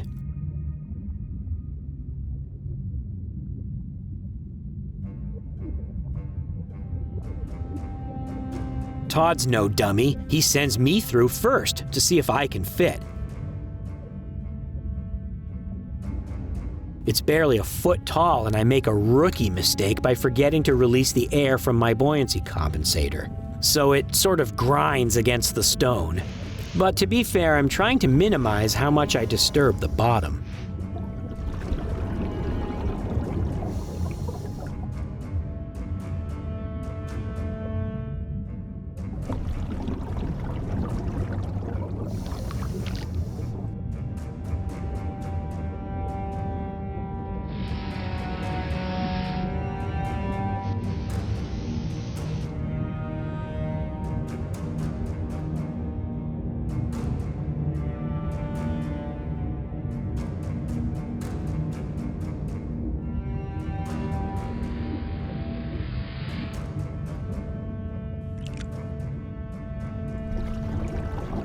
On the other side, the water's clear, and I turn around to film Todd coming through.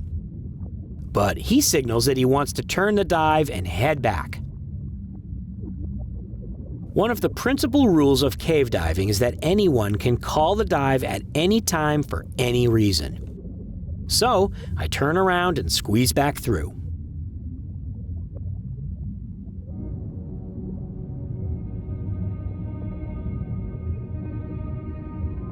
On the other side, it's really silty.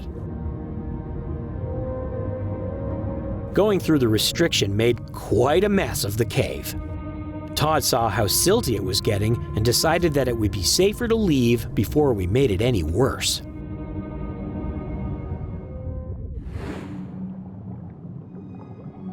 Because the dive is so shallow, we don't have to worry about doing any safety stops or decompression.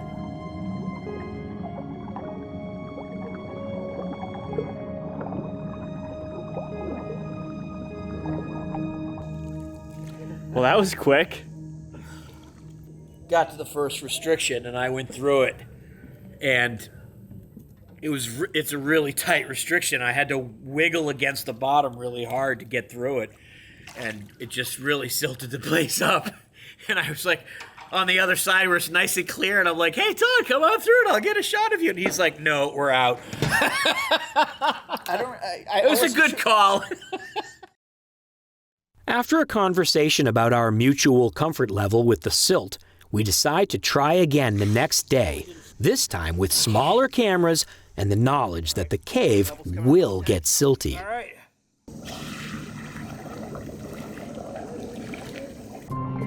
The image quality on our GoPro rigs is not as good as our full-size cameras, but they fit in this little cave better. We head in and past the now familiar cavern zone and stop sign.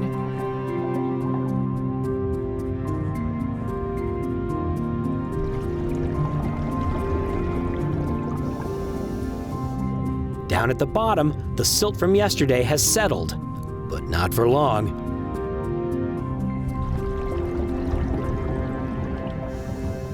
Doing my very best to minimize disturbing the bottom, I scrunch through the first restriction. This kind of diving is not for everyone, and honestly, I never would have thought I would enjoy this. But I do. It's super fun.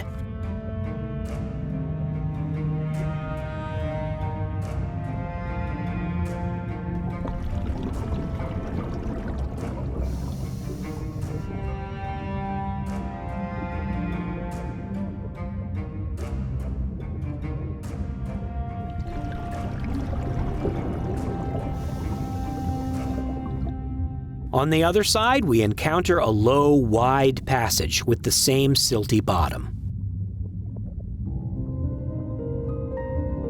I'm not sure what this catfish is thinking, being so far from the light of day.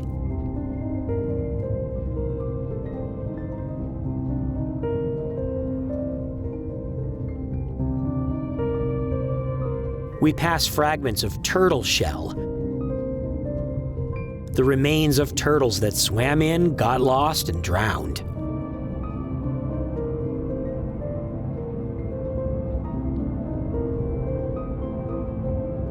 It doesn't take long before we reach a second restriction.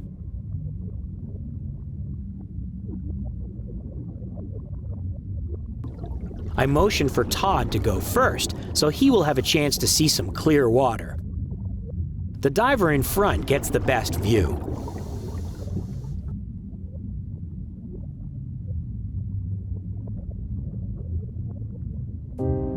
We try to stick to the ceiling to minimize the siltation. But it's not always possible in really low sections.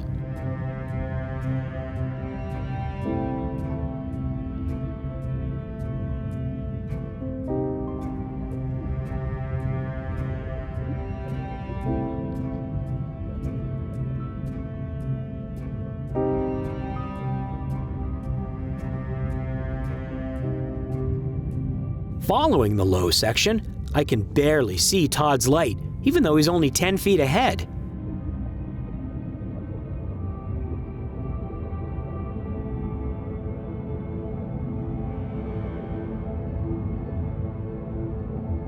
On the walls of the cave, we can see evidence of a lower water level in the past.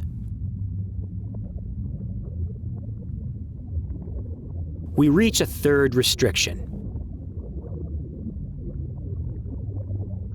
On the other side, Todd suggests we turn to head back.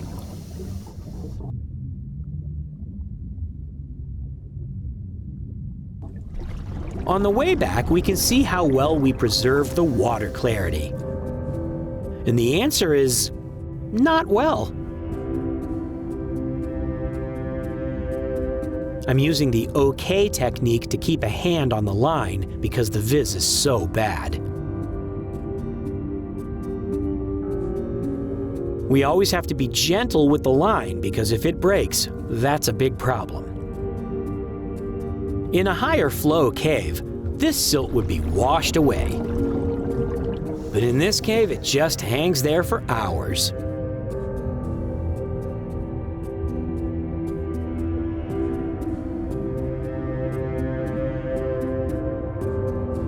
The viz might be bad, but as long as we never lose the guideline, we'll be fine, because it takes us right back out to the entrance.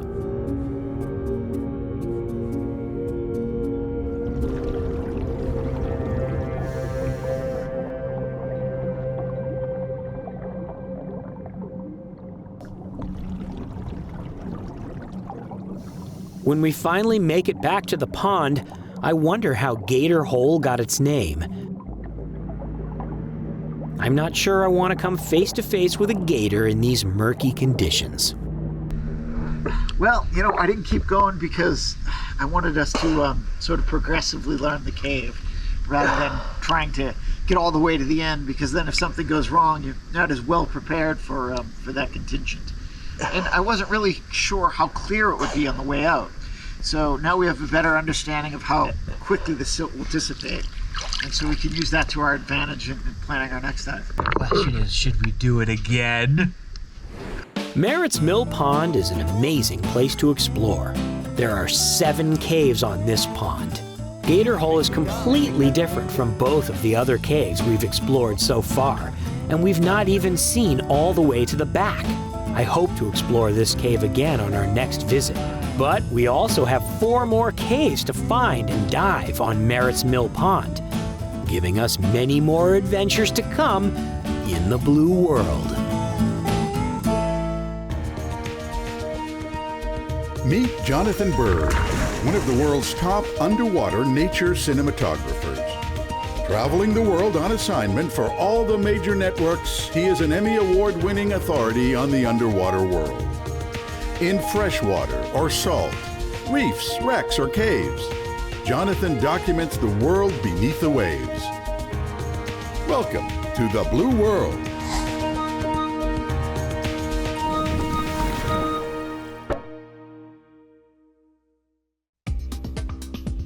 The Central American nation of Belize is known for some of the most spectacular diving in the Caribbean, with crystal clear water and healthy coral reefs. Located between Mexico and Honduras, this small country is a scuba diver's dream destination. Zach and I arrive and board the Belize Aggressor 3, a live-aboard dive boat that will take us to sites all around the country. Liveaboards are awesome because you can get up to 5 dives per day when your dive boat and your hotel are the same thing. We will eat, sleep, and dive for the whole week on this luxury yacht.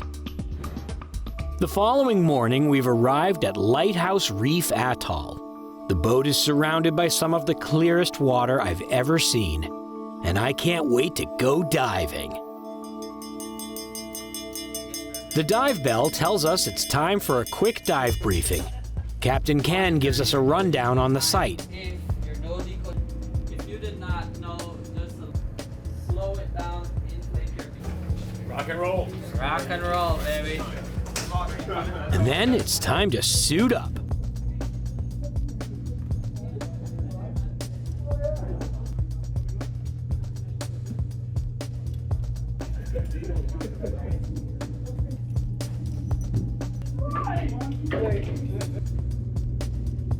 Soon we hit the water and start looking for critters.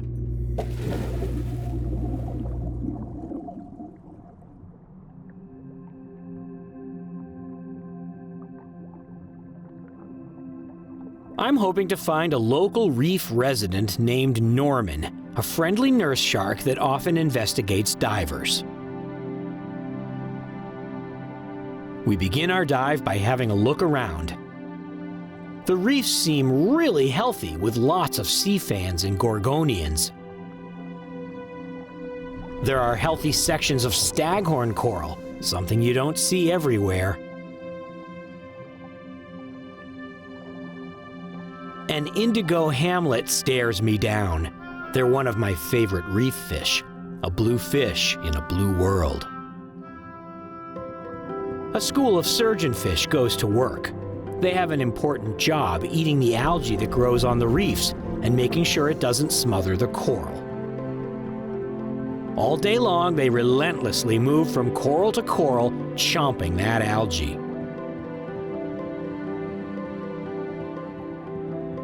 We come across a Nassau grouper that seems genuinely curious about us. He stares into my camera lens,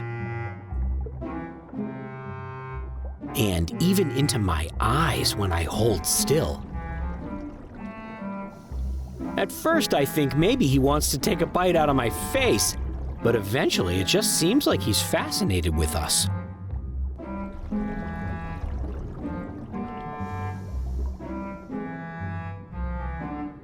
Eventually, we move on in our search for Norman the nurse shark.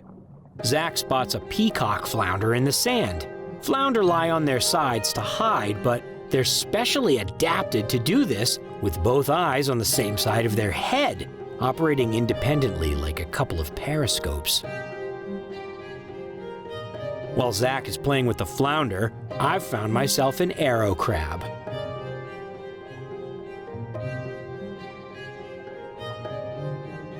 I think they're cute.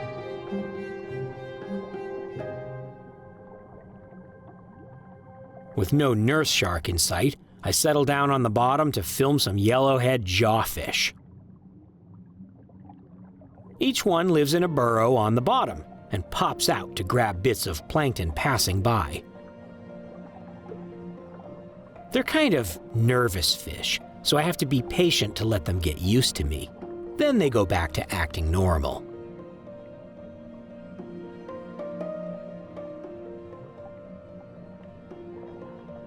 They're called jawfish because the males incubate their eggs inside their mouths. It's a pretty good way to protect the eggs, but it does present some problems. The expectant father can't eat for more than a week while the eggs incubate, and every few minutes he has to aerate them. While I'm filming the jawfish, Zach has found a nurse shark. But it's a female, definitely not Norman, and clearly not interested in hanging out with us. Nearby, maybe not the most exciting thing, a sea cucumber. This relative of the sea star digs through the sand for food, but that's not the weirdest thing about them. Their gills are in their rear. Yes, you heard me right. This sea cucumber is breathing through its butt. As we continue on the dive, I notice there are a lot of nice sponges. On the edge of the wall, an orange elephant ear sponge. On top of the wall, some of the biggest barrel sponges I've ever seen.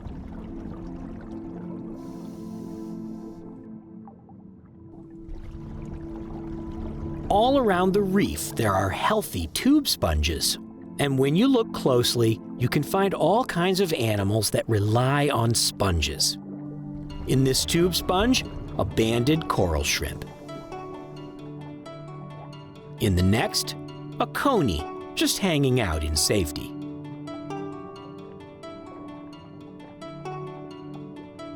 Nearby, a spiny lobster has found a nice barrel sponge to call home.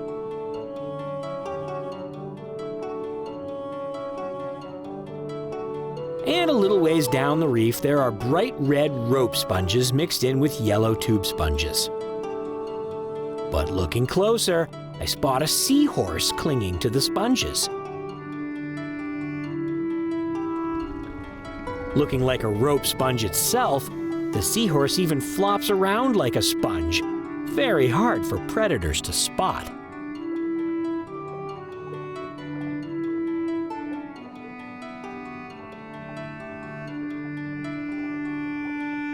Our friend the grouper comes back to have a look at what we're up to. If this fish has decided that we're friends, it only seems appropriate that we know what to call him. So we call him Rupert. And once he's satisfied that he isn't missing anything important, he goes on his way. Heading back into shallower water, I spot a green moray eel swimming between coral heads. She dives into the safety of the reef, then pokes her head out to investigate. With their sharp teeth on display, these animals are often considered dangerous, but in reality, they very rarely bite people. They hunt fish at night. We come across a female hawksbill sea turtle. And she has absolutely no interest in me and swims away.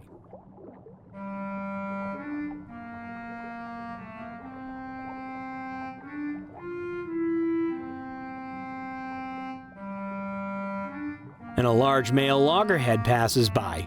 They have huge jaws for crushing mollusk shells. But as I look through the reef, a shark passes by out in the blue. Could it be Norman? Nope, this is a curious Caribbean reef shark. They make a few passes to investigate. Contrary to popular belief, sharks are pretty smart fish, and they do get curious.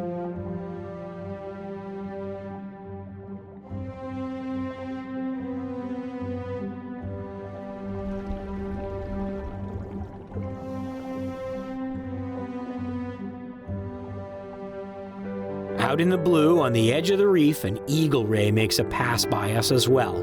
They don't usually hang around.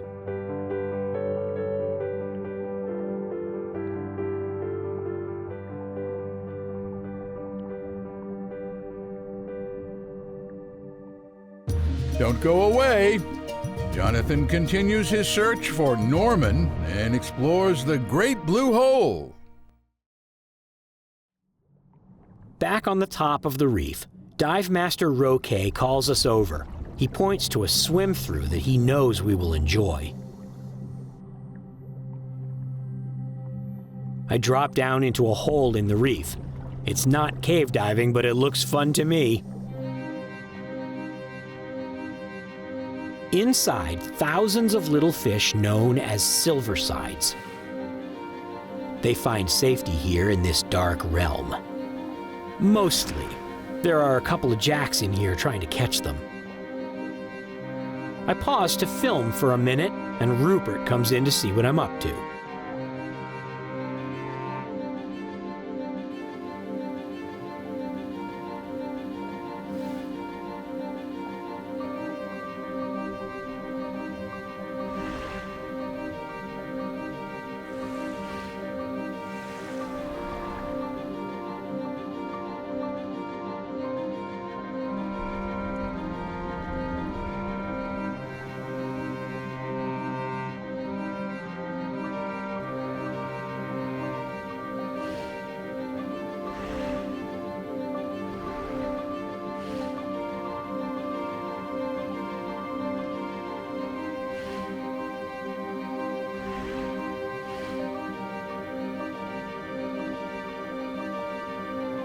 Also lurking in here, a pair of lionfish.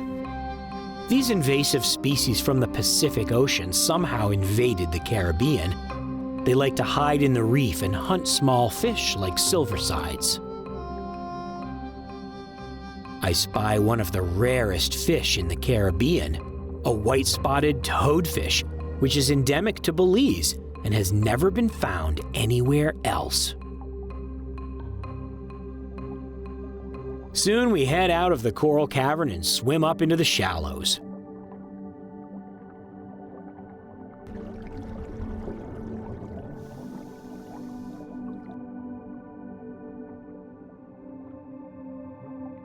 I come across a mass migration of conch.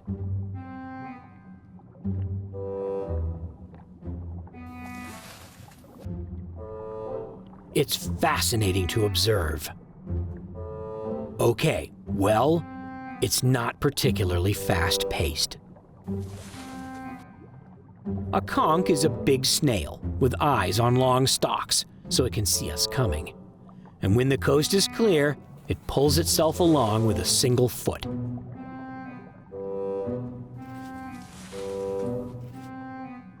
Captain Ken has joined us and has something he wants us to see. Hiding in the seagrass, and no larger than a paperclip, is a pipe horse. A tiny fish about halfway between being a pipefish and a seahorse. It curls its tail around the grass to hang on.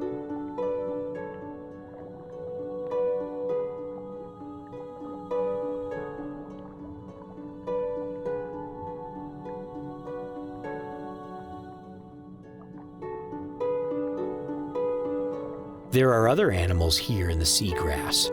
A pipefish with no prehensile tail like the pipe horse. And a shrimp, perfectly adapted to its grassy habitat. Nearby, a scorpionfish is doing an excellent job looking like an algae-covered rock. While I'm intently focused on filming the scorpionfish, a nurse shark swims right by me and I don't even see it. We finally found Norman, or should I say he found us.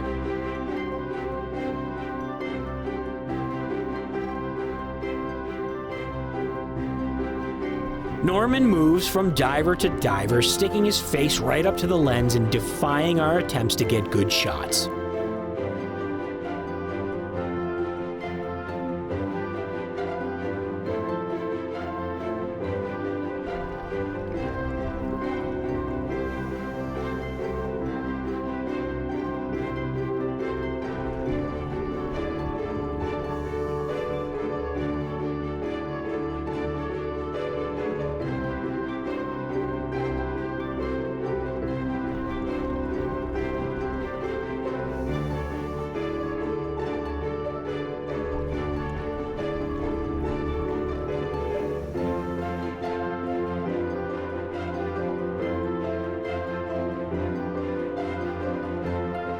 Norman is clearly not afraid of divers, and once he's checked us all out, he goes to have a nap.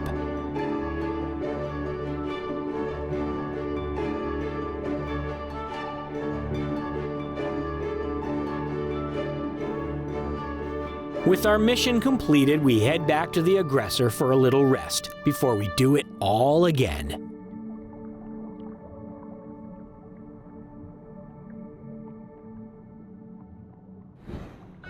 Belize might be a small country, but the diving is big. With incredible visibility, healthy reefs, and lots of marine life, it really is a wonderful place in the blue world.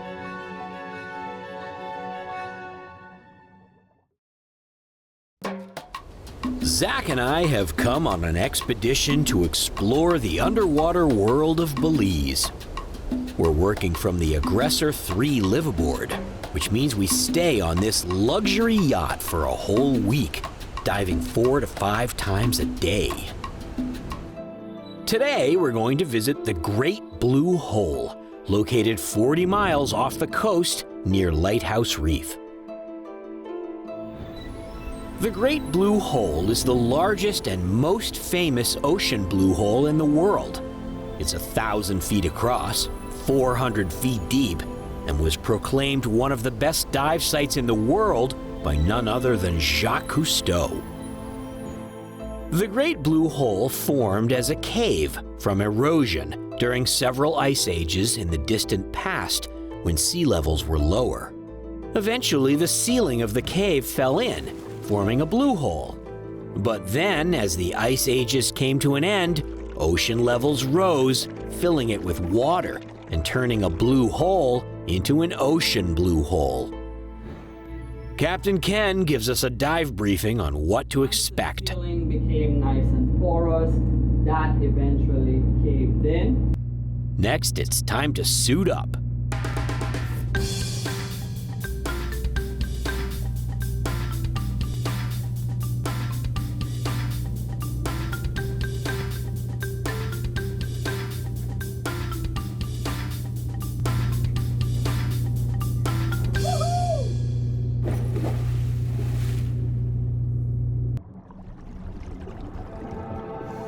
Zach and I follow Dive Master Roque over the edge, down the vertical wall of the blue hole.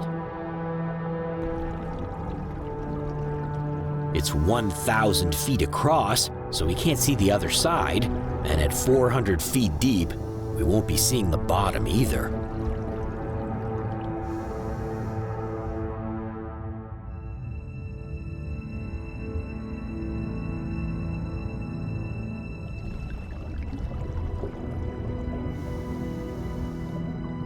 At about 100 feet, we reach an overhang filled with stalactites. These icicle-looking formations were formed over thousands of years by dripping water when the ocean levels were lower. Back then, they would have looked like the stalactites in dry caves do now. But since they're submerged in the ocean, they have marine life such as coral, sponges, and algae growing on them. These formations date back as far as 150,000 years, and the largest ones are more than 40 feet long.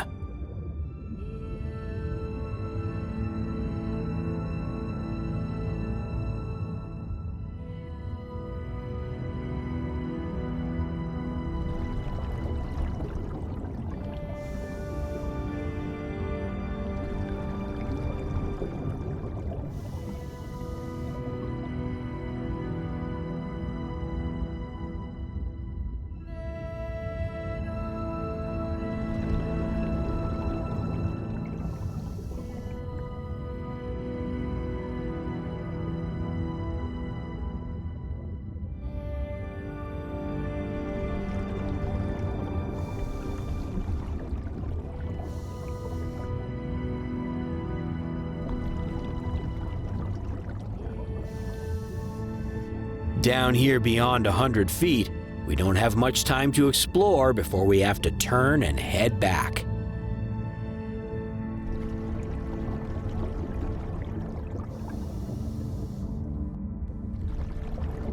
Heading back up, I have a look at the life on the wall. There aren't many nooks and crannies for fish. It's mostly some coral and a lot of algae.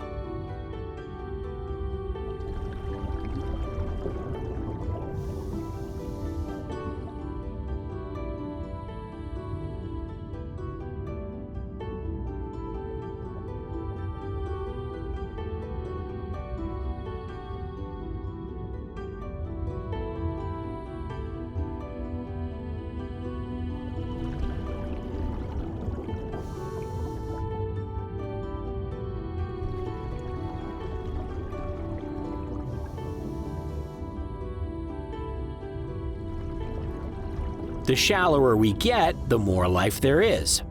At the top, we have a few minutes to make a safety stop, and I have a look at the dense coral reef growing here.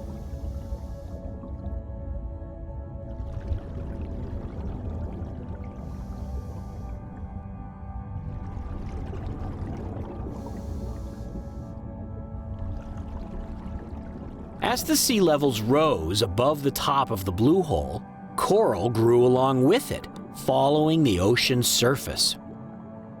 That's why we can see coral all the way around the blue hole from the air.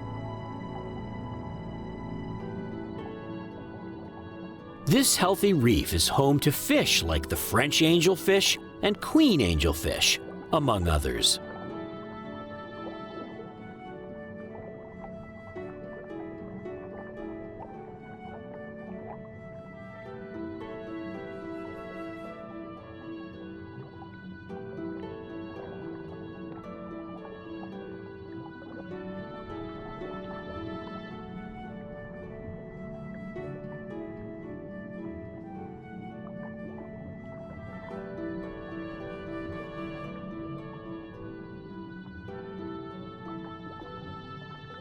Once we finish our safety stop, we swim across lush seagrass beds to the aggressor.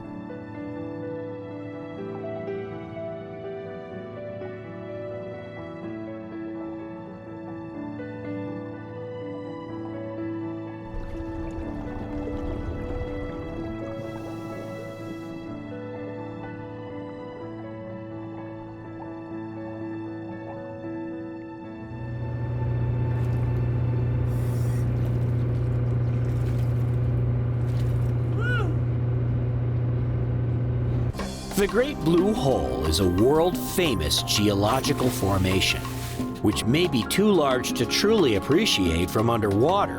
In my dive, I was only able to see a small part of this immense blue hole in a blue world.